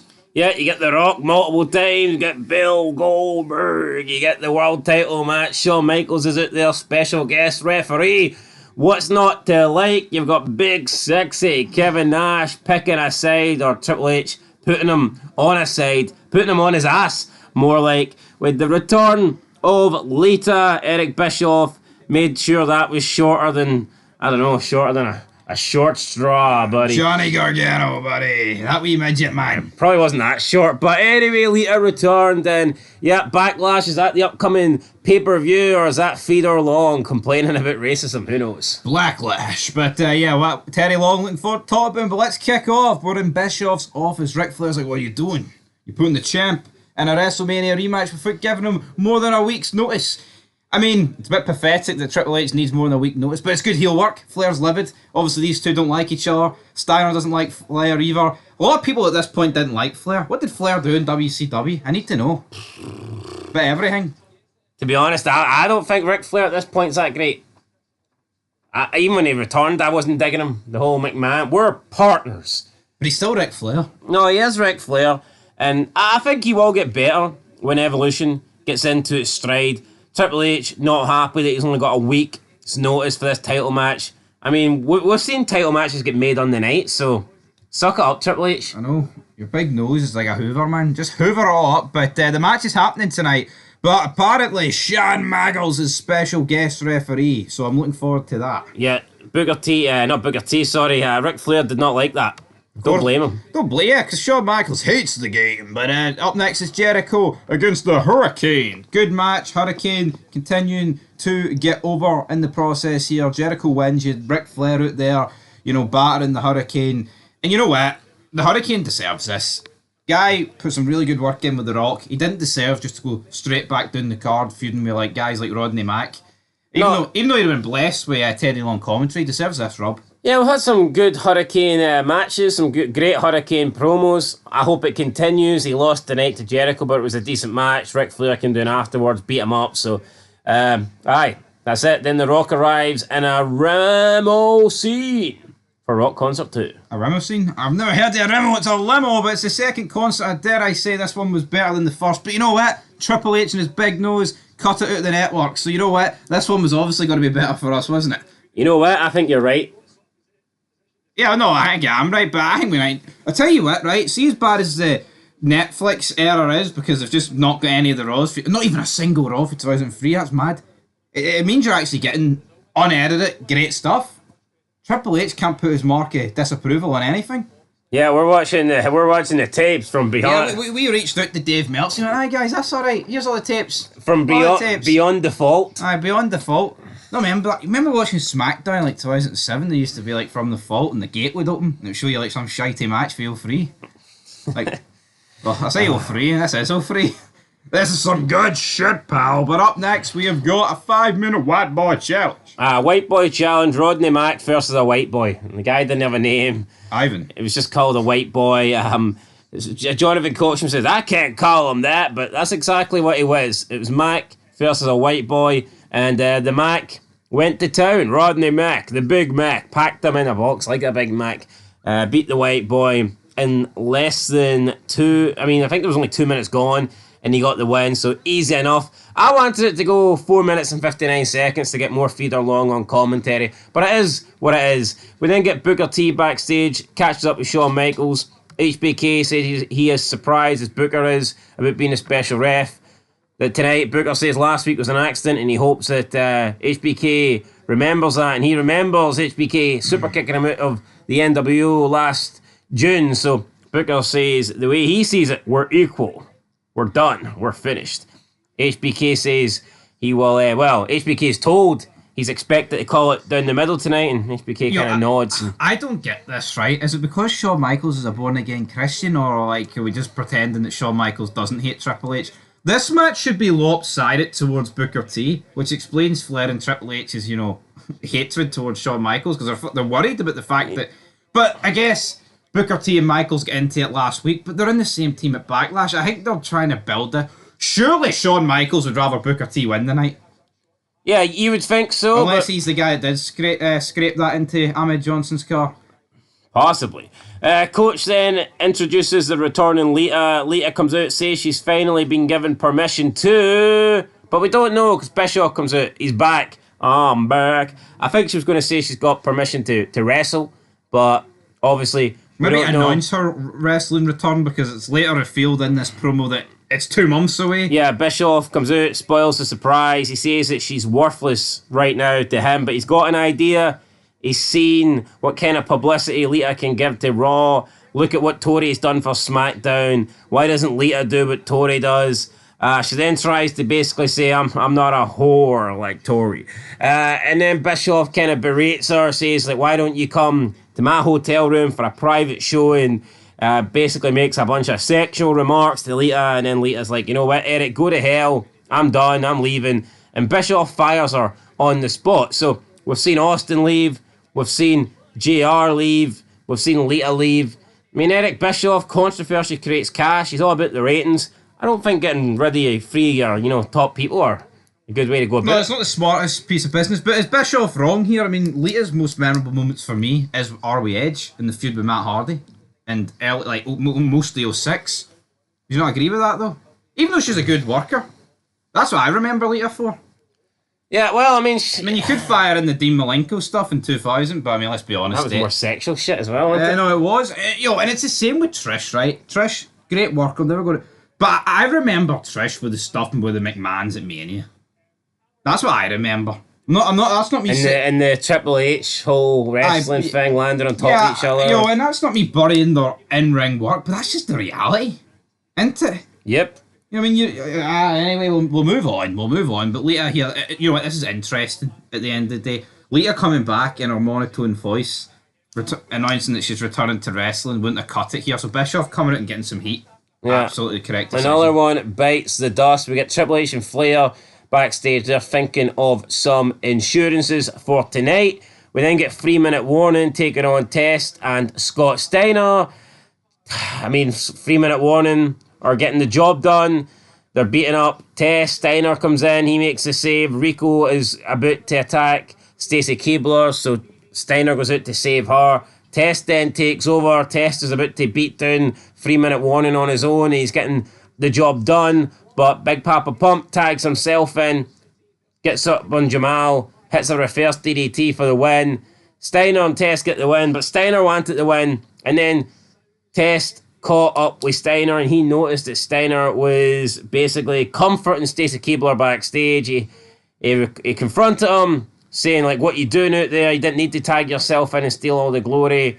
Test says, you better watch who you put your hands on. Don't be touching my girlfriend again. Stacy interrupts him. Thanks, Big Papa Pump. Big Papa Pump says to Stacy, you're welcome.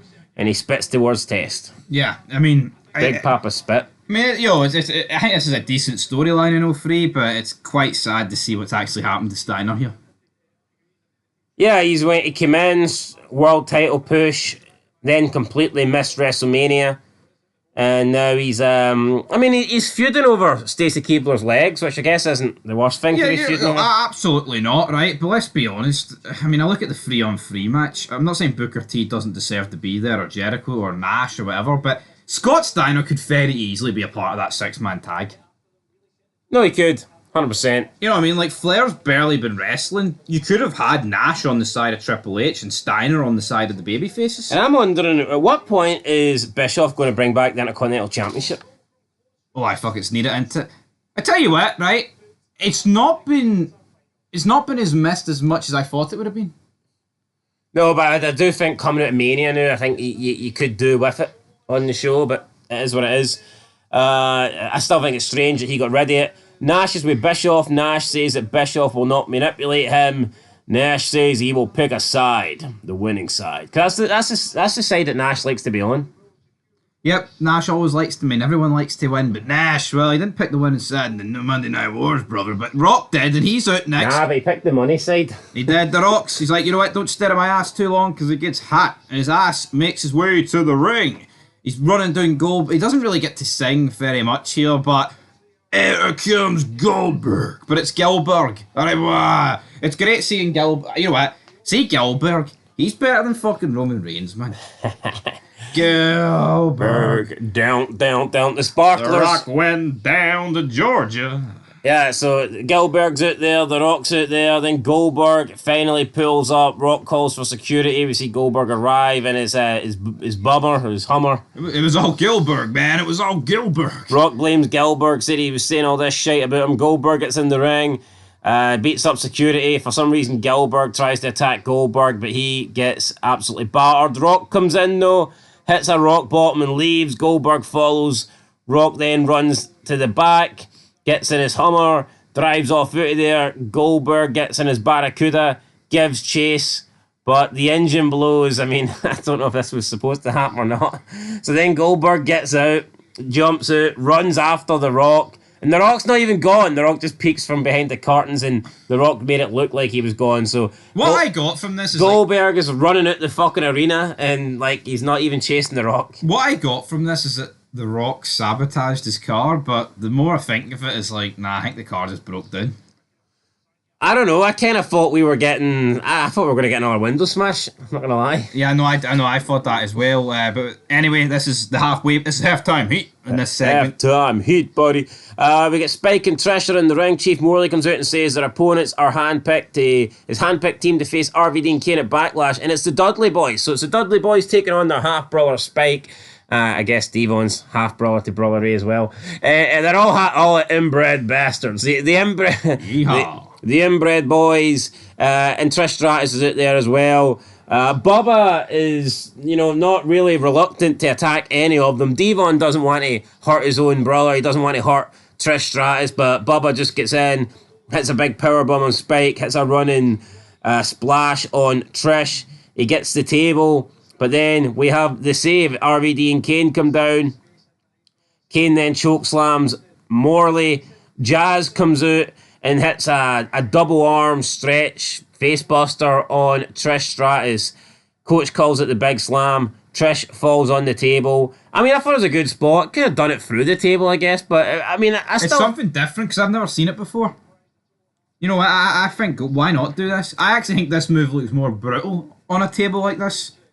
I know, I agree. I did think it looked good, and yeah, that's it. Morley then gets chased to the back. RVD and Kane White girl challenge. taking on the Dudleys at Backlash. Then The Rock comes out for his encore, starts singing. Goldberg comes through the crowd, though, attacks The Rock, sending him to the floor. Goldberg's calling for a spear, but his plans are thwarted again. Christian makes the save. Christian actually getting a bit of offense on Goldberg. Rock's like, I can't deal with this. Rock bails out. Then Christian gets hit with a spear, a big spear.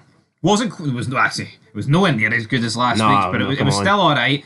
Rock comes in, hits, I honestly think, two of the best chair shots I've ever seen The Rock hit. And The Rock's good at hitting chair shots. Shamrock, Foley, these two, especially, I don't know, the first one was good, and then the second one just fucking flipped Goldberg. Goldberg sold his ass off here for the win. Yeah, you can say you want about Goldberg and shite worker, doesn't sell, doesn't do this, doesn't do that, but I mean, that second chair shot, he spun himself inside out. No, he did, and you know what? I almost like his head got taken off. Because of, like, Goldberg's... I'd have liked to have seen Goldberg in season 7 of The Walking Dead, Negan just... No, I know, but this was very, like, Brock, the way Brock would sell it. And these are, like, two guys that are built up as these, like, unstoppable monsters. So they're really putting an emphasis here on the chair shot. And this is the way a chair shot should be sold, man, if you're a big guy. Rikishi would have done the exact same thing here. He would have done his wee spinner-rooney thing. I mean, how many times have we seen get, like... Could you imagine Khali trying to, like, sell a chair shot to the dome? It just doesn't work. He'd have just stumbled backwards and put his hands in there. Aye. But, yeah, this was great. Rock batters him and then leaves. Goldberg looking very, you know, buried, so to speak, but I think he'll get the last laugh. We then saw Triple H and Nash talking in a stairwell. What are they talking about? Then we saw the Backlash card with Cold Remedy blasting over it. Rock versus Goldberg, Lesnar versus Cena, Cade and RVD against the Dudleys, Rikishi against Sean O'Hare, Trish versus Jazz, Team Angle against Los Guerreros, Big Show versus Rey Mysterio, and then Shawn Michaels, Nash, Booker T against Triple H, Flair, Jericho. What a card. It's only a good card, and that's with a lot of people injured. That's with Kurt Angle out, Undertaker out. I mean, Benoit's not on it. I mean, this card could be even better. I mean, there's no Austin, obviously, but here, don't be Austin. If you're looking for an Austin match, you'll be waiting till 2022, which we will not be reviewing, by the way. But it's absolutely crap. Yeah, Nash then knocks on HBK's door, tells him, hey, brother, keep an open mind. And Triple H walks in. So we've got Triple H, HBK in the same locker room. Anything could happen here. And well, these two former DX members are speaking. We've got Booker T, he's walking. And is there a conspiracy going on? Is Michaels and Triple H cooking something up? Is the click... Why? You know, what is... Nash is just hell-bent on... He's obsessed on... getting the click. Yeah, but what can Triple H possibly say to Michaels here for Michaels to go, help me win tonight and you've got the next shot? But even that, I don't know why Triple H would hold on, if Michaels sweet chin Triple H tonight and drag Booker T over him and give him a 1-2-3 and Michaels goes to Booker, right, I want the first shot because I helped you win, is Booker really going to go, nah, sucker, you know, I mean, no, he's going to game it, so... But maybe it's more personal for Michaels, he'd rather face Triple H. Maybe he would, but anyway, up next is the match, Triple H against Booker T.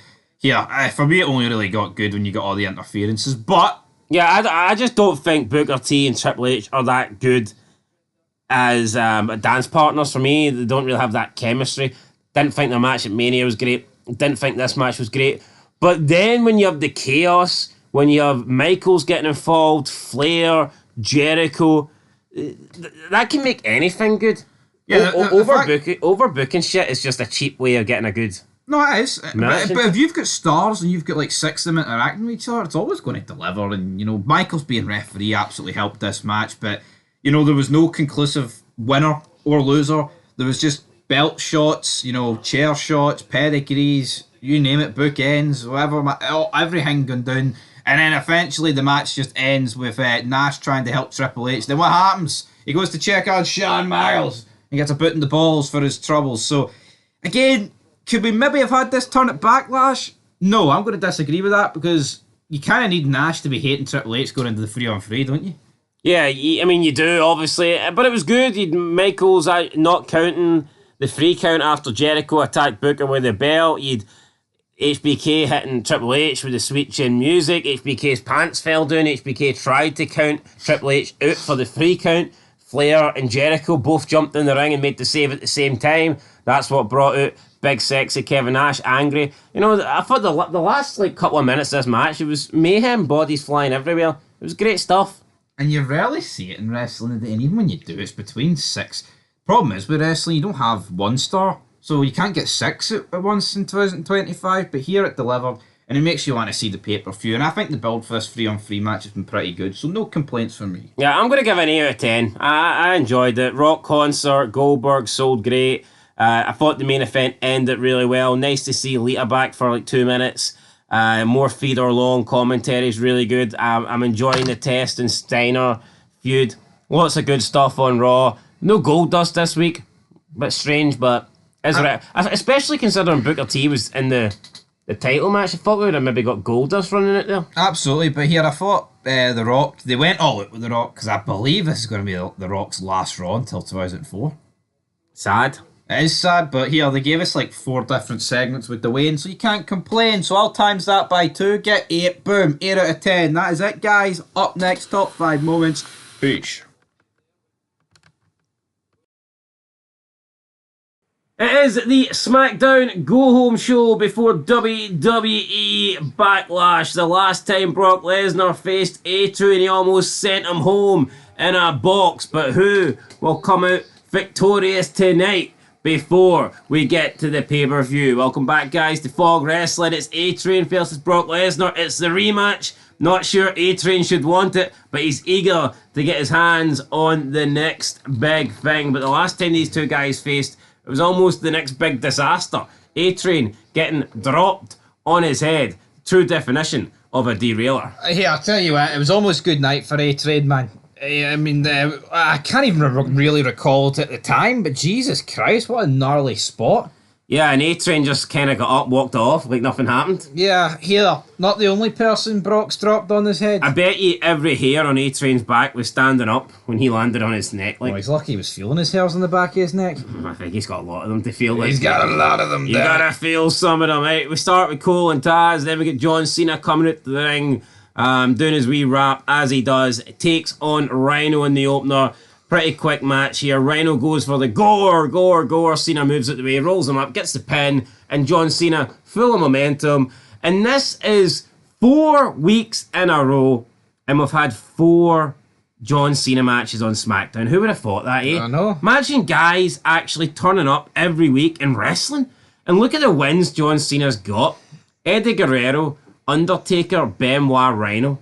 Big wins. You talk about how just to propel a guy right to the top in the space of a month. And also, not only that, folks, he's getting like free promos on the shows.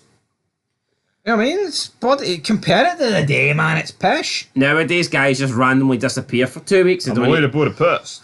Anyway, John Cena, great. Then we get Sean O'Haire and Piper. They are shown arriving at the arena.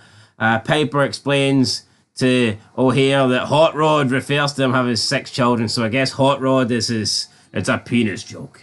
I'm assuming no. Well, I mean, it probably is. Roddy Piper came out with some wacky shit back in the day, but damn it.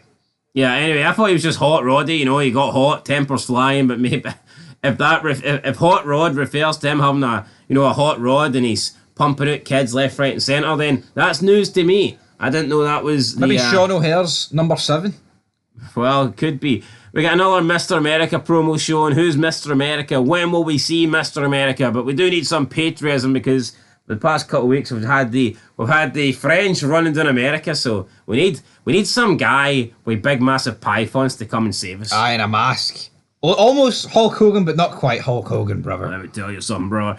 We see that the FBI confronted Benoit earlier today. They demand that Benoit pays up for losing to Cena because they had a bet on. They had a little gambling slip going on, and they put their money on Benoit. So they're pissed off that Benoit has cost them money. Nunzio wants it back. Benoit explains, if you want a payment, then you have to get it out of me in the ring. Nunzio accepts the offer. Not sure why. I'll tell you why. Because he's got two big guys behind him. That's exactly why he does it in here. Great. I mean, a segment between the FBI and Benoit shouldn't be anywhere near this good, but it is. Yeah, Josh Matthews is backstage with Sable. He's sweating. He's under pressure. Sable's leaving him speechless. She begins to flirt with him and pretty much just reveals her breasts there without really doing it. And Josh Matthews here, it's sexual assault, but I guess he's not complaining. Yeah, he's not complete. Here, he didn't get the wrestling gig, but he got the interfere gig, and it could have ended worse for him. Yeah, no, look at Josh Matthews. The guy's just not a wrestler. No. But I do think he's a decent interviewer. No. Fast forward 2025, he could probably main event, like, because that's the way wrestling is these days. That's what I do. But back when wrestling was good, Josh Matthews knew his place. And this was his place. Not a bad place. He got to interview Tori Wilson Sable. It's not the worst gig in the world, is it? Absolutely not. Anyway, Sable announces tonight there will be a Sable Invitational. It's going to be a bikini contest, and we're going to get all the women of SmackDown, all three of them, competing in it. We then see Ray, Dawn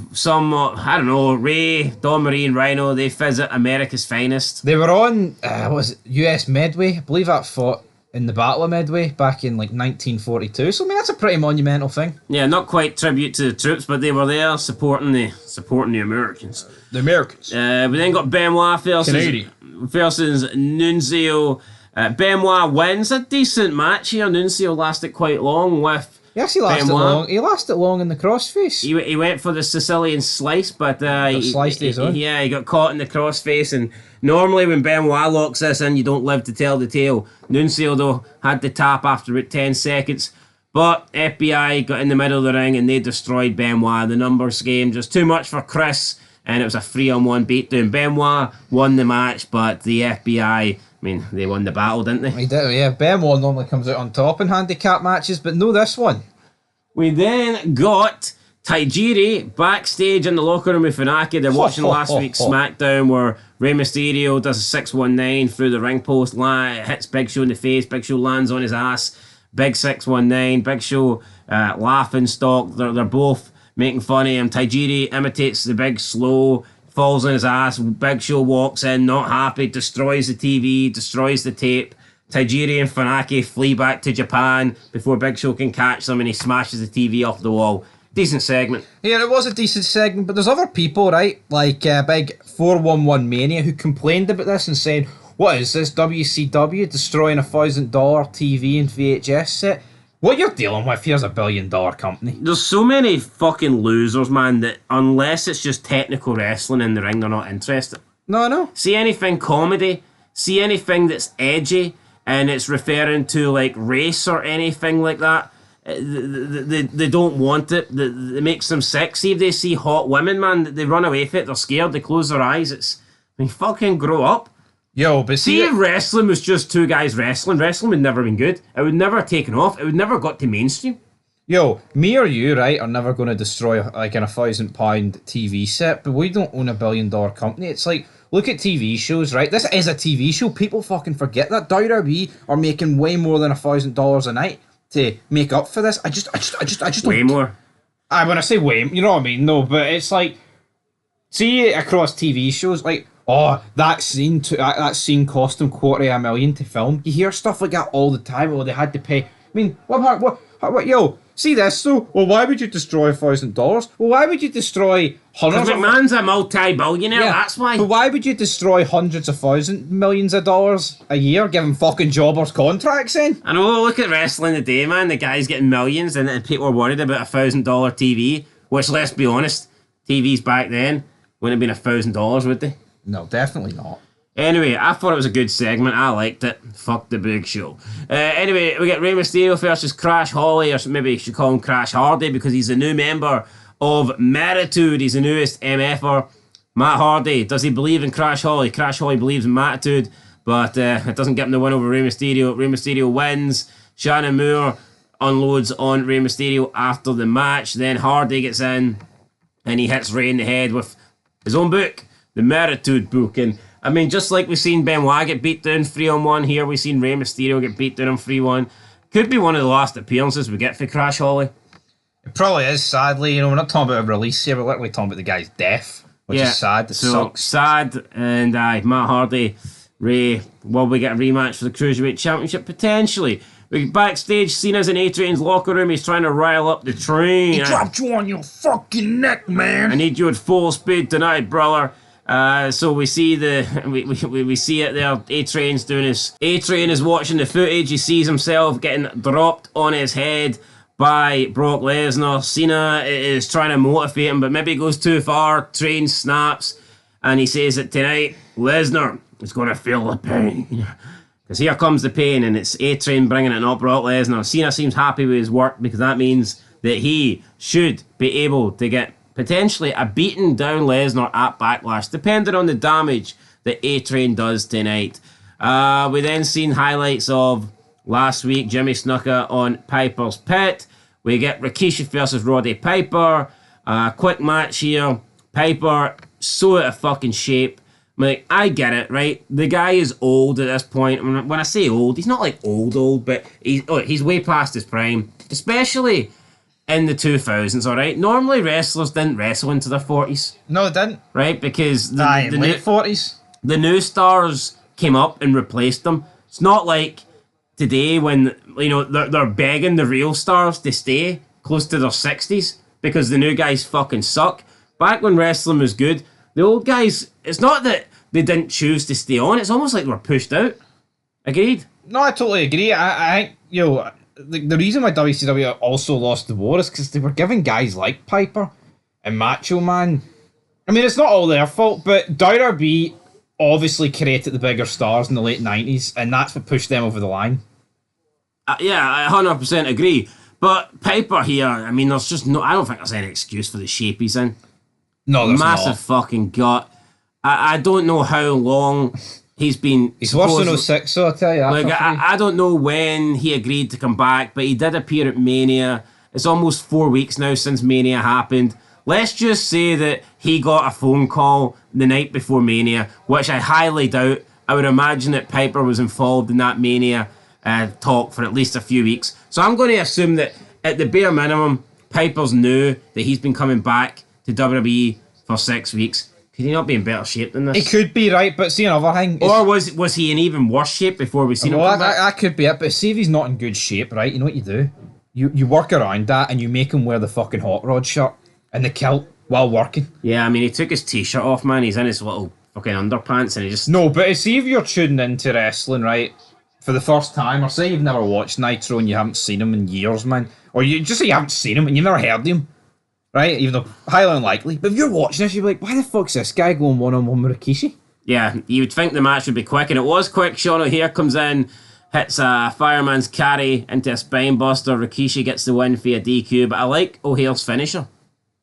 It's almost like he's going for the FU, but then turns it into a spine buster. It's good. Absolutely, I like it. I like Sean O'Haire. Sadly, there's not going to be much of a run soon, but anyway. Yeah, we get Cena and Lesnar Backlash promo. We then get the La Resistance. La Resistance. They're doing all the thing, yeah. They run down America, as you do.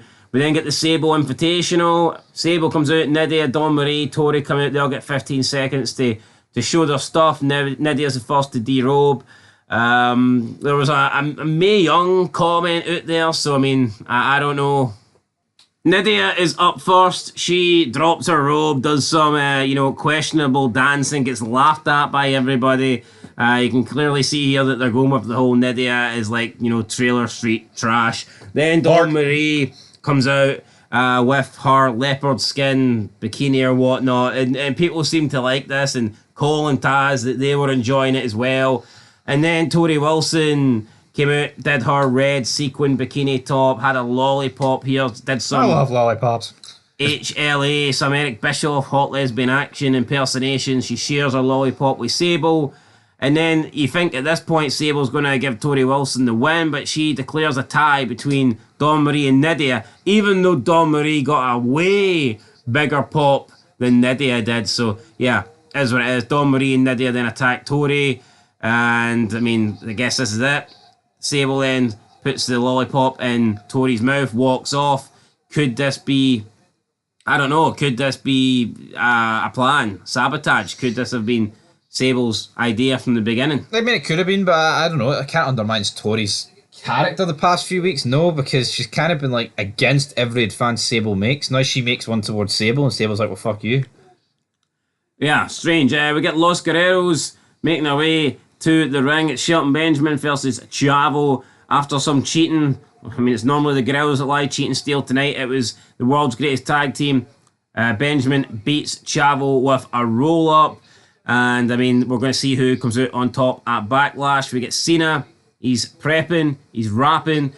Cena is ready. And Train is ready for his match. Cena joins on commentary tonight, so it's going to be good. No, it's going to be good, but I'll tell you what's not so good. It's Tajiri against the Big Show. Yeah, we do the spot again where Big Show falls on his arse. Tajiri wins. At least that's resulted in something a bit different, but I mean, Big Show just doesn't do it for me. I honestly think at this point, Big Show's just good for comedy. Yeah, so we get and the odd celebrity match. Yeah, Ray 619. Tajiri gets the win. Big Show count it out. Big Show losing to Tajiri. Questionable, but big win for Tajiri. Can he beat that? We see Lesnar doing some warm-ups backstage. He's squatting. We then come back for the commercial. You get Stephanie McMahon's ass, I believe. She explains that America is a very diverse country. And next week, a person that embodies American values will debut. And we get another Mr. America. Don't know if Mr. America's keen on diversity, but we'll find out next week. Yeah, Cole and Taz once again run down the Backlash card.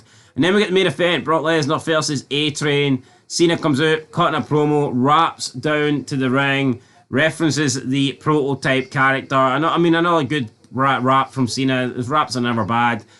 Cena does commentary, which I thought was good. And we got a decent match here.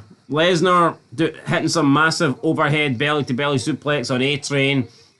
Cena comes in at the end after Lesnar gets the win, and he hits him with the title, and he hits him with the chain, and he just bloodies Lesnar.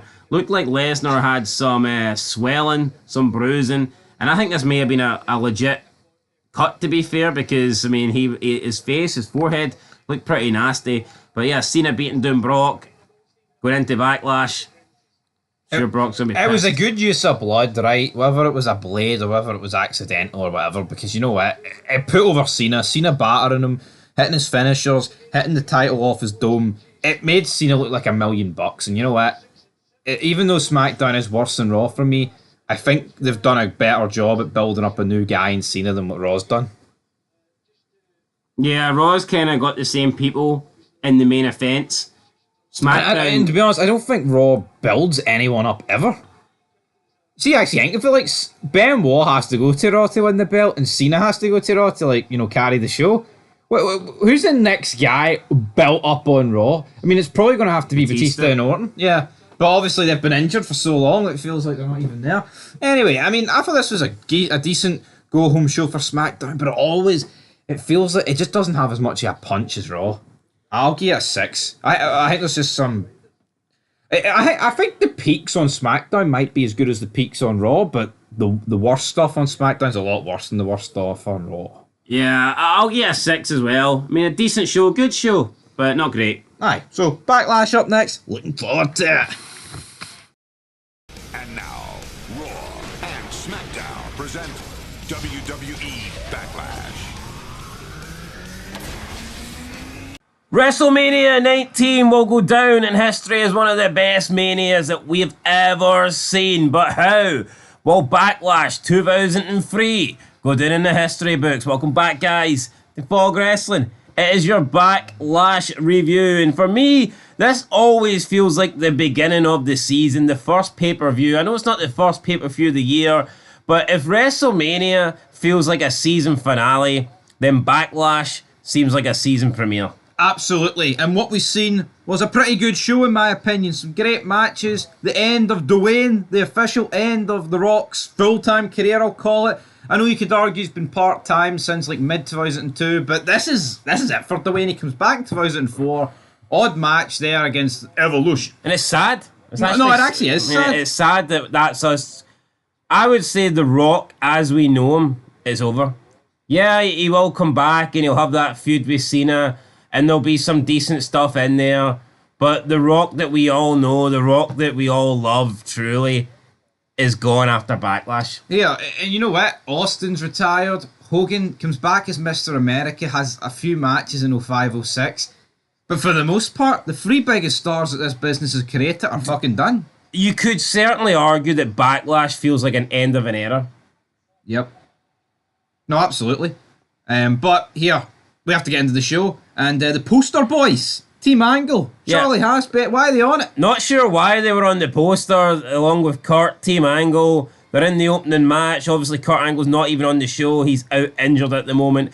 I mean, I guess they do decide posters in advance, so maybe they had plans for Team Angle against Brock or something, or some possibility of a Kurt Angle rematch. Maybe that's what they planned, but the plans didn't happen because Angle's out. Team Angle, though, they defend the titles against Los Guerreros, Eddie and Chavo, and they beat the Guerreros at their own game, lying, cheating, and stealing. Chavo went for a suplex. Benjamin scooped his leg, held it down. They got the 3 count after the match, though. You had Team Angle get attacked with their little cardboard, not cardboard cutout, but their picture. They had like a portrait or something The of Kurt Mono Angle. Angle. Yeah, it was a big massive picture of Angle in a frame. And then we see Eddie and Chavo steal the belts. They leave through the entrance ramp. They go out to the car park. They get in a lowrider. Eddie's messing about with the hydraulics. Looks like he fucked the car up though, because they drive away with the belts and the lowrider was like totally lopsided to one side. And you got Team Angle, Benjamin and Haz left at ringside just holding this portrait of Kurt Angle, this frame of Kurt. So yeah, Team Angle might leave with Kurt, but the Guerreros left with the belts. No, they did, and you know what? It just proves these guys need Kurt to bloody spoon feed them, apparently. But Kurt Angle, successful neck surgery, back soon. Thank fuck. That's what I'm going to say. Can he wait? I thought this was a great opener. That was a good opener. I liked that. Backstage, we get tested. Tori. Test is forcing himself on Tori. He's like, come on, Tori, you know you want me. You made that Playboy magazine for me. Tori says, nah, I'm not interested. Test forces himself on Tori, and Sable sees the entire thing. Tori tries to slap Test, but he blocks it. And I mean, Sable now, she's got some ammunition. She's going to use it. And you know what? I like this because you've got Raw and SmackDown people interacting with each other. And these would be like the only times that they would interact on pay-per-views. So, you know, it does feel unique seeing, because obviously we've seen Test looking at Tori's Playboy over the past month. And now we're actually getting to see Test and Tori in person. And I think that I enjoy this. I like when the brand split was legit and real and actually was a thing. It feels real, and you know what? It's such a minor feud, and it's better than anything at Main Events Mania these days. Exactly. Anyway, Sean O'Haire with Roddy Piper takes on Rikishi. Up next, honestly, this match just didn't do it for me. Roddy Piper was trying to get involved. He's stuck in the 80s. Yeah, the referee's on his feet most of the time. Piper is getting in the ring. If he does anything, he's going to be DQ. It just did not look good. Rikishi, though, did crack the coconut over Piper's head, which is pretty cool. O'Haire hits his finisher. Fireman's carry into a slam. Gets the win. I mean, the end was decent, I think, with the finisher and the coconut, but it was, but just Roddy Piper constantly getting in the ring when the referee's looking at him. It's like, come on. Yeah, but it's the selling as well for Piper. It's so goofy and cartoony, and it worked in the 80s when kayfabe was more than fucking alive and everyone thought it was real. Yeah. Seeing 2003, Piper's outdated, folks. Jimmy Snuka's outdated. There's a reason like the guys like Hogan and Flair, the only guys fucking around. Yeah, and also we had that coconut busting open. Roddy Piper. We go backstage. Sable tells Stacey that Tori was hitting on Test, even though it was the opposite way about. Sable has got it in. It was kind of funny though, because she's like, oh, I need to speak to you over here. And they move like 1 inch across the room. Oh, that's much better. Yeah, you know what? I think Sable could have did better here. I thought she dragged it out. She did. Oh, it's nice to finally meet you, but unfortunately I meet you under these circumstances. You know, I don't know, could this just be signs to someone that's been away for a long time and it's possibly showing? Yeah, like, I mean, most of these WWE wrestlers, gals and girls. They're not fucking known for their acting, but No, but this I mean, was pretty bad. this kind of went through the night, but I think this was the only one that kind of stood out as. Bad. Yeah, like I think Test and Tori was fine, and later on I think Tori and Stacey was fine. I just think this one was a wee bit. Yeah, it's like when we know what Sable's going to do, you just just wrap it up in half the time. It took her too long. It was Yeah. like current And WWE. Stacey where wasn't it's- really taking it serious. It's like, hold on, Stacey, you're fucking lying. All roads lead to Test doing this. Yep, we go backstage. RVD says the situation they're in is not cool. RVD says he likes being one half of the tag team champions and he doesn't want it to end the night. RVD says no matter how bad they kick the Dudleys' ass, Chief Morley will not let them win. But Kane says if they're gonna go down, they're taking the Dudleys and Chief Morley to hell with them. So up next we get RVD and Kane taking on the Dudleys. I miss the day when there was like 2 sets of tag team titles and like, alright, I definitely prefer the 2 teams in this match more than the other 2. But it's 4 good sets of teams. Yeah. Could you imagine They know how WWE? to work a separate style for singles wrestling and incorporate Yeah. it into tag team wrestling. Could you imagine today if WWE had 2 world tag team title matches on their pay-per-view? Come on. Think how, I mean, Los Garza and fucking Motor City Machine Guns and Alpha Academy. Raiders and bloody whatever jobbers are facing. Fucking fridge raiders. What happened to tag teams, man? I don't know. Anyway, Chief Morley, he put in a decent performance, a non-biased performance, a non-corrupt performance right until the end, where he hits Kane with a low blow. Looks like Dudleys are going to win, but Kane and RVD fight back. Lance Storm comes out, gets involved. Kane and RVD continue to fight back. We then get a bit of a miscommunication with Chief Morley taking down Bubba Ray. Clothesline, player. Devon then attacks Chief Morley, and then this leads to Bubba Ray attacking Chief Morley, but then a choke slam from Kane, then RVD hits a frog splash, and the second referee comes out, counts the 1, 2, 3. Good match with good ending as well. That's what you need. See when they overbook things and you get people running in interference, it's always good. No, here. Has this like feud between the 6 of these guys lasted a wee bit long? I mean, you could argue so. I mean, it's likely been going on for about 3-4 months, but you know what? This is probably the ending to it, and we're probably going to see a wee ending to it on Raw. But I think it's been good. Bit poor that the match at Mania was a dark match, like, or a pre-show match, but No, absolutely. But up next, we've got Stacey Keebler confronting Tori Wilson. Oh, Sable told me earlier that you forced yourself on Test. It was you, damn it it. was you, Tori. They then get into a bit of a pushing match. Stacey attacks Tori. Tori then... so they're fighting and they've got all the women. Some of the women are trying to break There's it a up. fucking dog running around. Yeah, I don't know what was doing there. Some of the women are trying to break it up. Some of the women are encouraging it. Ladies and gentlemen, coming up next, the WWE Championship is on the line. And we had the King on commentary loving it all. However, 2 women that weren't there were Jazz and Trish Stratus because they were in the next match, WWE Women's title match. And Jazz, after multiple attempts at cheating, after a shoe getting flung for feet long and cracking Trish in the dome, Jazz sits down on the ropes, cheats, gets the leverage, beats Trish Stratus, becomes the new women's champion, and the bitch is black. The bitch is black, as Jazz said. You know what? We've had a lot of great mixed gender matches since the brand split. I think this is the best one-on-one women's match, or at least one of. I think the one we had at Survivor Series, the hardcore match, was really good. But I thought the match was good at Mania. I know it's not a singles, but I thought the triple threat was good at Mania as well. No, it was. The women. Do you not think women's wrestling in the Ruthless Aggression era is severely underrated? People. No, I do. I hate see the way they try and rewrite history. Oh, the Divas era sucked. This era's way better than today. No, I know. It is. And you know what, right? See now, in like 2025, see when they botch, it looks so phony and fake. See this women's wrestling? It's rough around the edges, but it still looks real, if that makes sense. You know what I mean? No, absolutely. See when you see women today and they're eliminating each other in like battle royals, or they're doing like certain spots, like Nia Jax coming off the top rope. It just looks so fucking slow and lethargic, but seeing this, it was fucking hard hitting. You know, Teddy Long didn't wing a shoe at one match. He fucking launched it at Trish Stratus' skull. Yeah, Right. yeah, good match. I like that Jazz is the new women's champion. We go backstage. Booker T, Shawn, Kevin Nash. They're ready. They're getting ready. Kevin Nash, though, he wants Triple H for him. You gotta leave Triple H for me. Right.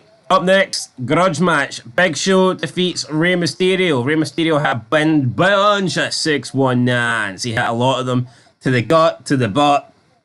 Pretty much hit them to every area of the Big Show that he could, and that's a big area. But Big Show countered one West Coast pop into a chokeslam. Wins the match. Rey Mysterio then has to get stretched out. Fans weren't too happy about Rey Mysterio getting stretched out. Some of them are chanting bullshit. But then Big Show comes back and gets a gets a baseball bat. No, he doesn't. He gets Rey Mysterio wrapped around the stretcher and uses him like a baseball bat. Insane spot.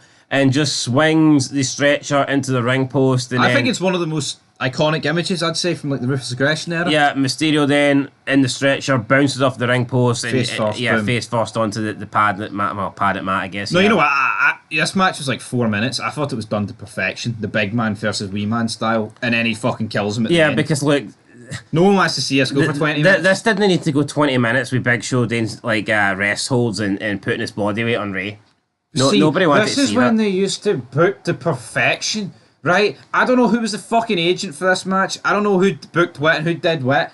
But see the fact that like Ray was doing all these moves just to get Big Show down to like one knee. He hit 2 619s just to get him in position for the one and only 619. Fucking great psychology. See if you fucking watch this and you go and watch this shite today, man, and you say that's better, you're fucking mentally retarded. You heard it here first. Yeah, we then get Lillian Garcia with Triple H, Flair, and Jericho. They cut promos on their opponents tonight. Triple H was pulling Lillian back. It's like, hey, I'm not done talking. And yeah, This is the king of the world. yeah, king of the world. They've assembled a team. We know Jericho and Triple H have never really got along, but tonight they're going to have to get along if they want to win.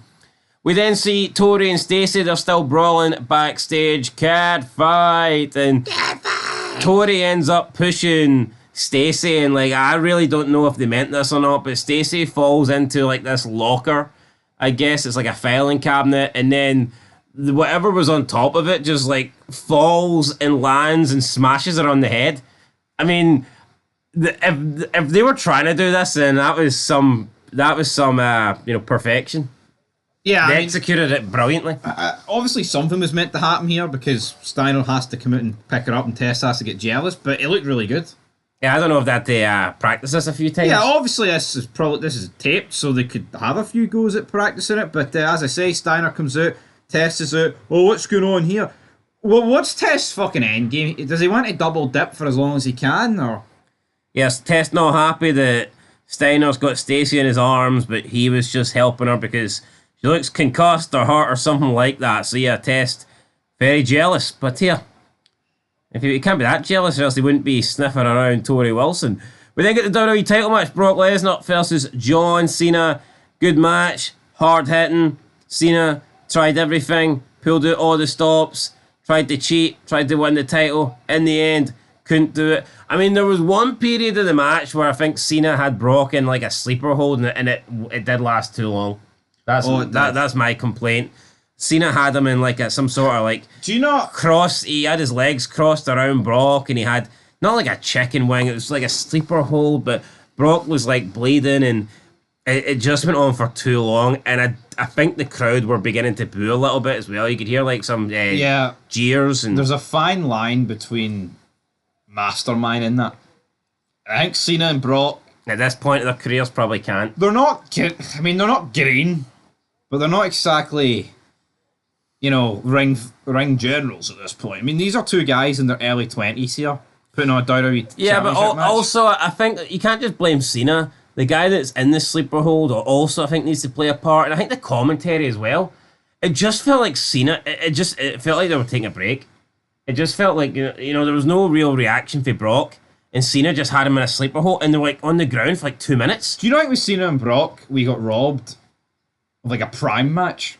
And what I mean by that is, I think at this point, Cena's like nowhere near being Big Match John. Brock is I mean, Brock pretty much fucking burst on the scene and is Brock Lesnar. But do you think in 2012, Cena? Well, you could argue Brock's prime came in UFC. No, you could argue that, but do you not think in 2012 Cena's prime has already came and went? Aye. I think around 2006-07, a Cena-Brock match. I know Brock was at the company, right? But I think around 2006-07 Cena against, like, any real fucking period of Brock, I think that match would have hit different. I'm not saying the 2012 match was shite, or this one was, I think they were both great. But it's almost like both matches came at periods where they didn't feel equal, if that makes sense. No, I'd agree. Whereas you look at The Rock and Austin, I mean, they got each other in their primes Yeah. multiple times. Like, see in 2012... No, but it would be like if... I think it'd be like if you got a Rock and Austin match in 96 and then you got the final one in 2003. You'd probably be thinking, the ideal time would have been somewhere in the middle of that. The 2012 one was weird, right? And for me, that's what, like you said, see with this match here and the 2012 match, I kind of feel like the prime match would have been somewhere in the middle. Yeah, but the 2012 one's weird because Cena's just lost to The Rock, right? And even though Cena like 2010, 2011, he's still a massive deal, right? And he was still fucking burying people, don't get it twisted. But, he lost to The Miz at Mania. He's losing to The Rock. And then he just beats Brock in Brock's first match back. I think the correct decision there would have been Brock to beat him. Yeah, I agree. But yeah, that's 13 years ago. But yeah, still like the match. And it really cemented Cena, but not quite ready for the belt. Yeah, but another reason why I think that Brock should have... Because Cena lost a lot that year. He did. Remember, He should be fucking Johnny, wasn't he? Yeah, he lost to... I'm pretty sure he lost to Laurinaitis, lost to Big Show. John Cena lost to... He lost to Lord Tensai. Yeah, if you can lose to him. Fuck me, yeah, he beat Brock, and I get it. Brock battled him, but still. I think he should have lost. Right. Anyway, Brock hits the F5, gets the win, and that's it. Didn't go for the cover straight away. I thought Cena may have kicked out, but it didn't happen. Brock wins, good match, and we'll move on then. 6-man tag. Triple H, Jericho, Flair defeated the NWO. Well, the old NWO. I'll tell you what, right? I liked the promo for this match before it. The match didn't do it for me. I thought the ending was very fucking flat. Triple H takes 10 minutes to get the sledgehammer. Honestly, I don't really know how I... See, to me, I think to have like a tag match that features the world champion needs to have like a big stipulation or be extremely personal. And honestly, man, up until Raw there, Kevin Nash and Triple H were friends. Yeah.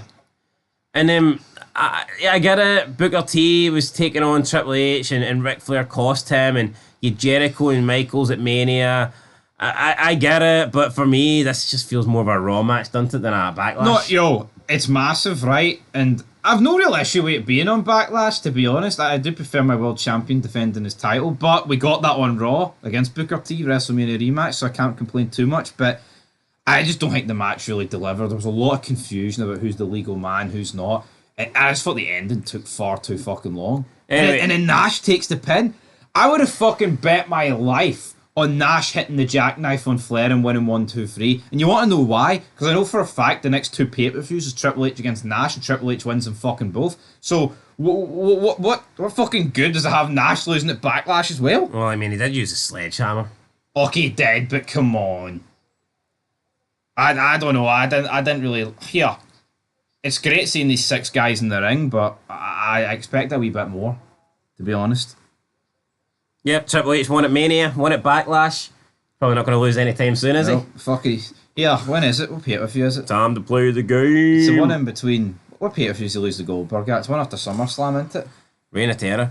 We go backstage with Terry and The Rock, and The Rock, getting ready for his final match. Easy, big fella. Rock's going to slap the shit out of Goldberg tonight, that big bald ass. Whisker biscuit, bitch.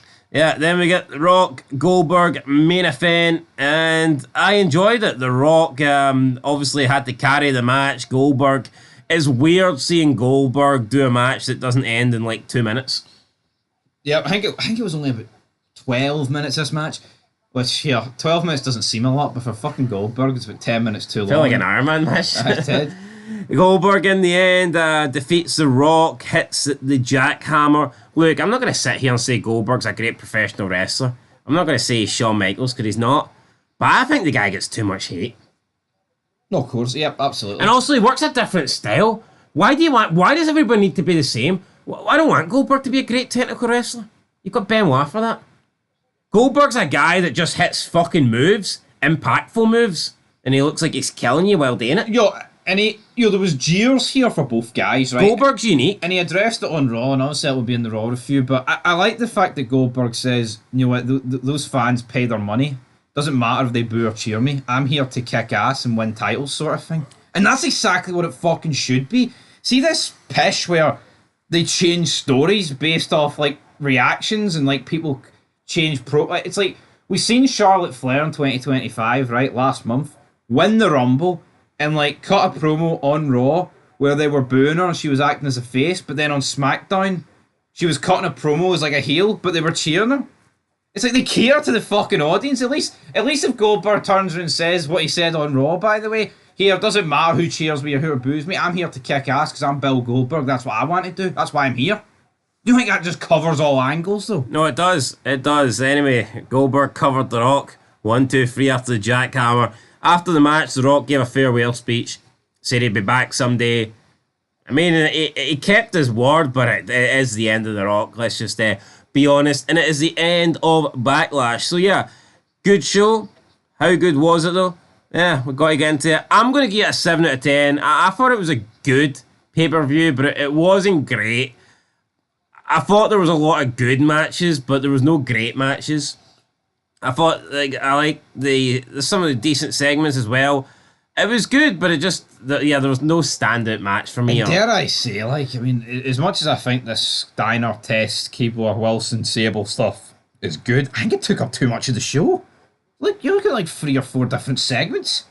Yeah, but I like that because it breaks up the matches. Okay, it does, but I like when you got. I think when you look at the 3 big matches, it's not even like Cena got. I know he cut a good rap on the way to the ring, but he didn't really get much for the main event guys.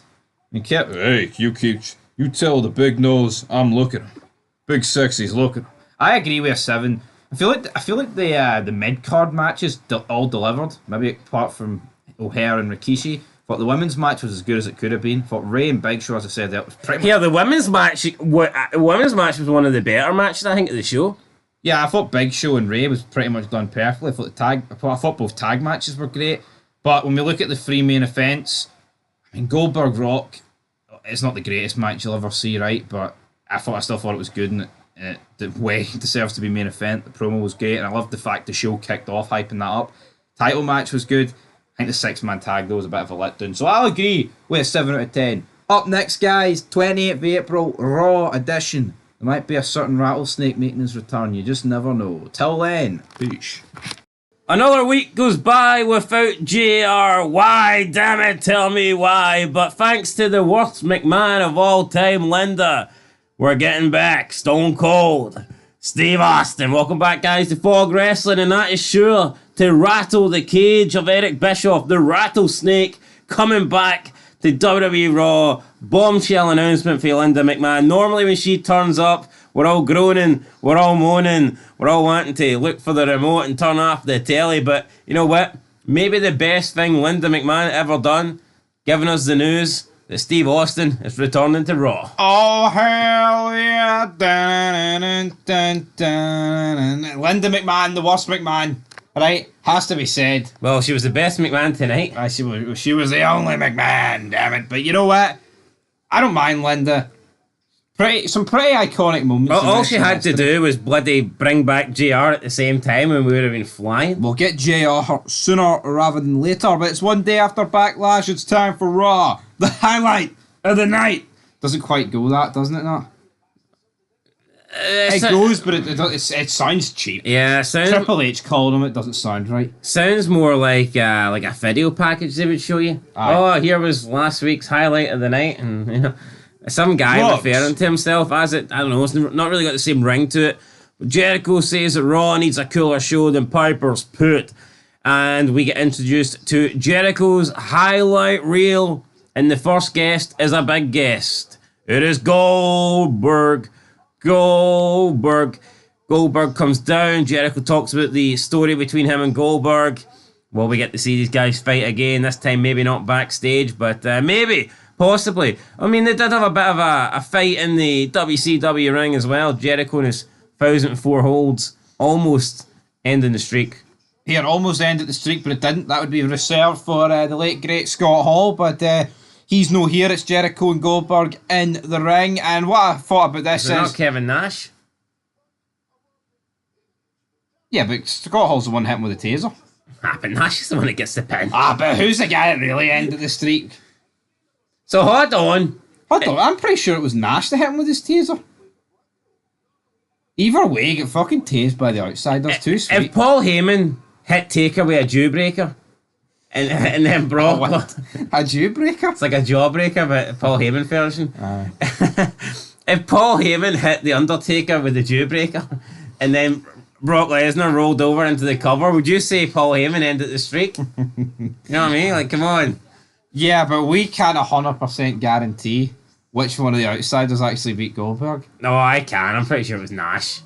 I'm willing to bet I'm willing to bet a month of Fog Wrestling's revenue that it was Kevin Nash. That's millions of pounds, man. That's a lot of money. Yeah. I'm pretty sure Hall was wearing the yellow shirt and he tasered them.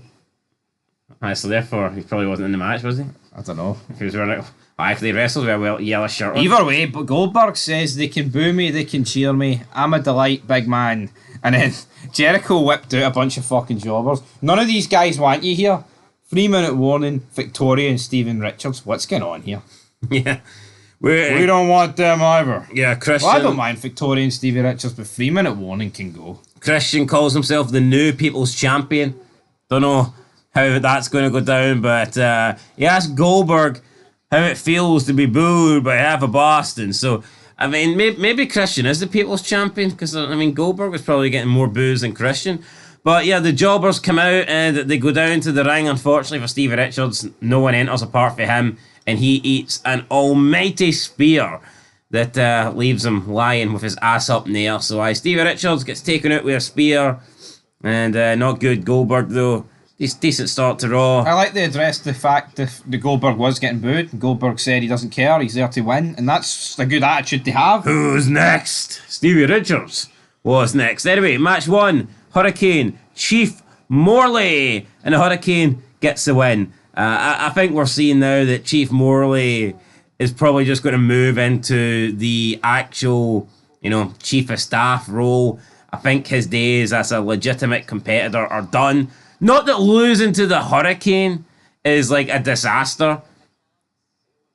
No, The Rock lost him, but still. No, yeah, I mean, it's not. I mean, it was funny. Hurricane mocked the tile, the hips. Difference is Hurricane beat him clean. Oh, yeah, well, that is. Yeah, so we had Chief Morley do the wee Hurricane pose, and then we had the Hurricane do the Falfina's, towel, thrusting hips thing. And it's like, see back in the day, like even taunts and mannerisms were iconic. See now, it's like, how the fuck could you do somebody's... How would you mock somebody now? How would you mock a Johnny... What's a Johnny Gargano taunt? Hot crowd tonight, guys. The hot crowd tonight. Johnny, baby. Anyway, Hurricane wins. Decent wee opener. Triple H is backstage with Ric Flair.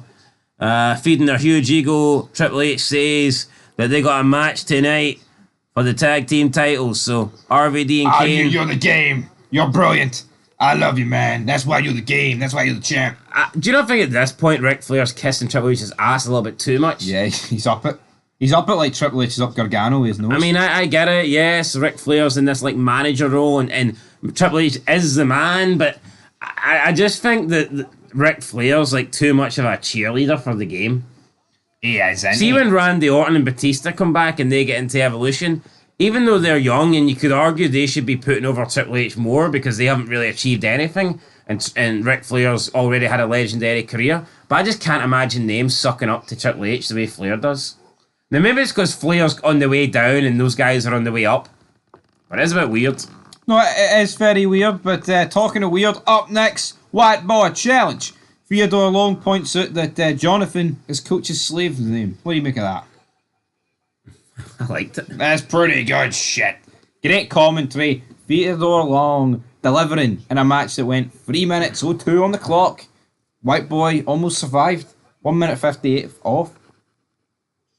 No, wait. You're not sure you didn't get... Did not last a minute 58? The clock starts at 5. I think you lasted a minute 58. Either way, he didn't he didn't win the challenge. You're on the ropes here, man. I'm a white boy. Rodney Mack could be about to kill me next. Yeah, even though he's white. You know, I like these wee challenges. They're short and sweet, and we get Theodore Long on commentary. What's not to like?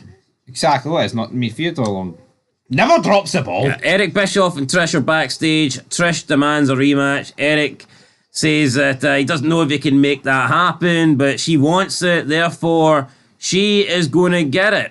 She'll get her rematch next week only if she can beat him tonight. And if she doesn't beat him tonight, then Eric Bischoff will get a rematch later with Trish. But it's not going to be in the ring. It's going to be in Jerry Lawler's favourite location, his favourite ring. The hotel room, baby. Yeah, so I mean, this was decent. Trish accepts the challenge. Must be pretty confident she's going to beat Eric Bischoff. And then we see Test and Stacey. Taste. We see Taste the rainbow. We see Test and Stacey doing a bit more arguing, but she brings up the fact that they've got a tag team match tonight, Steiner and Test. She thinks they could be a great tag team, but Test doesn't like Steiner. No, of course he doesn't like Steiner, but you know what? I feel like at this point, how the hell Stacey and Test still even a hang? It's like the ship has sailed, but we're still going to have to go through the waters of spring with Scott Steiner and Test. Yeah, I'm looking forward to it, but it is a bit botchy, isn't it? What, the match or? Oh, fuck, that spot where Steiner jumps off the body. Everybody knows Chop block what to the to fucking know. the back You of don't the know heel. me. Yeah. Right, up next, Triple H and Flair versus Kane and RVD. So, one half of Evolution taking on the tag team champions. But in the end, it ends with Nash coming out. Nash with a sledgehammer chases Triple H through the arena. At this point, it was actually going pretty well for Flair and Triple H. It looked like they maybe had the titles won. They don't need to win. I mean, they do not need to win at this point, don't they not, though? No, definitely not. But unfortunately, Flair is left all alone. He gets hit with a big choke slam. RVD What goes odds up. did you want Ric Flair? At this point, 2-on-1. 101 or some shit like that. Flair didn't have much. That's not fair on Flair. Flair doesn't have a finishing move that can win. And listen, Kane's just never tapping it. To the figure four. No. Yeah. I don't care if both his legs get amputated. And RVD, I think, would need to be high to tap Aye. it. So it's no happening. So it's no happening. RVD and Kane get the win. We then get Scott Steiner Test versus Nowinski and Rico. We had Rico hitting a few of his kicks, but I mean, not a lot in there. Steiner got in after Test, hit a lot of offense, but Steiner tags himself in, hits the reverse neck breaker. I mean, it's like a death drop, isn't it? Yeah, I mean, it is a death drop, but I like Scott Steiner and Test. This tag team, muscles on your muscles. No, it's good. Steiner then gives his catchphrase after the match, but La Resistance appear. You American pigs. Wee wee. Yeah, we get some USA chants. Steiner then tells them to come down and get an American ass whooping. And they do attack Steiner, and they put Steiner through the middle of the ring. Well, not through it, but they plant him with a big, I don't know what he calls, like a double spine buster type maneuver. Yeah, no, it was a double spine buster, but La Resistance, they needed to debut with someone big getting battered. And even though Steiner's stock's dropped, I mean, they're not going to come out and batter Kevin Nash, are they? It had to be Steiner. I don't know, Kevin Nash lost in his first match back. He did. Not clean, though. Stock's dropped. Booker T against Christian. What'd you make of this match?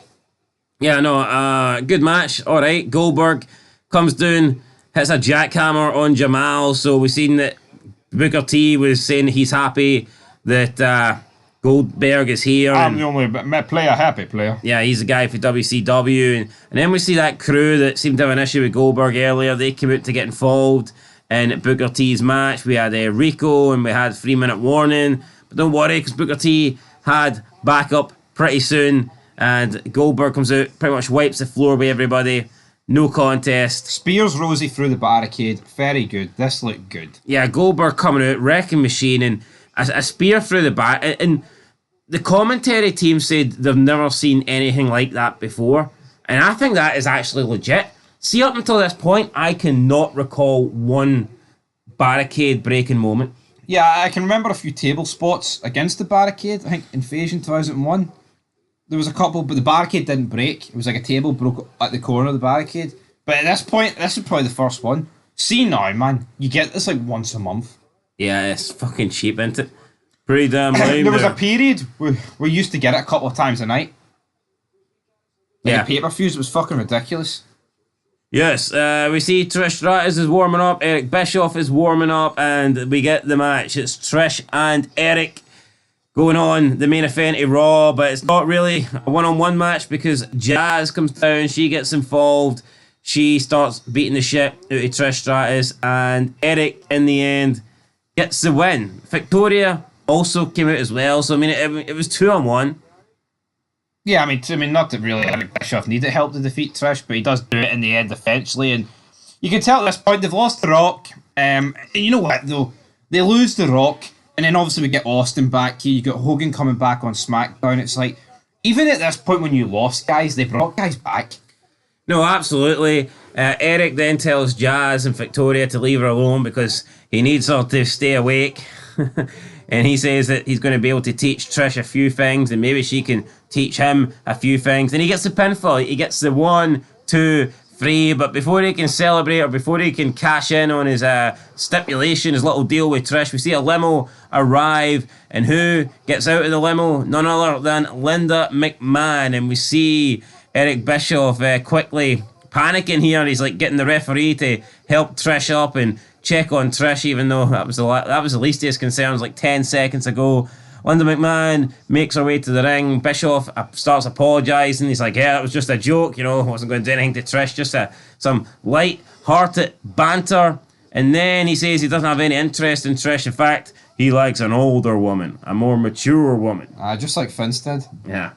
Funny Mac, not really. I mean, Bischoff's trying to obviously but no, I like about this. So it's the fact that I think you touched on it recently. It's like in 2025, they are out there like they know all the cameras are on them. But here, it's like it's so obvious that Bischoff did in fact just batter Trish in the middle of the ring. But obviously, he's like pretending that he didn't, because they're pretending it's real. Yep. But now it's all about, we know we're arriving, look at our suitcases. Anyway, all that fucking matters is Austin's arriving, folks. 1, 2, 3, bang, bang, stunner, good Yeah, night. Linda announces that from now on, Bischoff's going to have to be sharing his duties as GM 50-50. Down the middle, he's got somebody new, a new co-general manager. And I mean, Eric Bischoff didn't really seem to take the news that badly until, of course, he was told it was Stone Cold Steve Austin. He did not like that part. And then, bang, Stone Cold Steve Austin makes his way to the ring. What? Steve asked for a handshake. It's like, come on, me and you, partners, 50-50, half and half. What? So it looks like there can be a match made in heaven. Stone Cold wants a handshake. He wants to put everything in the past behind them. He's like, that's it, going forward, Eric, we work together. No physical contact, no beefing, no rivalry. Friends, me and you, partners, teamwork, 50-50. What? Bischoff's like, 50-50. Eventually shakes hands and Austin just tells him, next week. Hits him with a stunner. And that's it. We see Austin celebrate with a beer. Bischoff's laid flat out. And that is now it. There can be no physical contact between Stone Cold and Eric Bischoff. They're now officially partners. And I'm actually looking more forward to this than I was Ric Flair McMahon. No, absolutely. I know, and obviously this lasts right through to November with Survivor Series, the 5-on-5 match. So strap it in for some fucking good The next shit. 6 months can be great. Absolutely. But was this show great? What's your rating? Didn't think the show overall was great. Going to be honest, I think it was probably one of the worst Raws we've seen in a while. Yep. No Dwayne. No Dwayne. Good Dwayne. I'm going to get a 6 out of 10. Yeah, I think a 6 is about right. I think there was a lot of jobbers just floating about. It was decent. Yeah, no, it was decent. Don't get me. If Austin doesn't return, you're probably thinking, what the fuck's the structure of this show? But, there wasn't a standout match, or there wasn't It just shows you, there though, wasn't right? a great promo. No, it shows you where they feud Triple H, because Austin comes back as GM and its feud is bigger than Triple H, the world champion, in a tag title match with Kevin Nash interfering to attack him.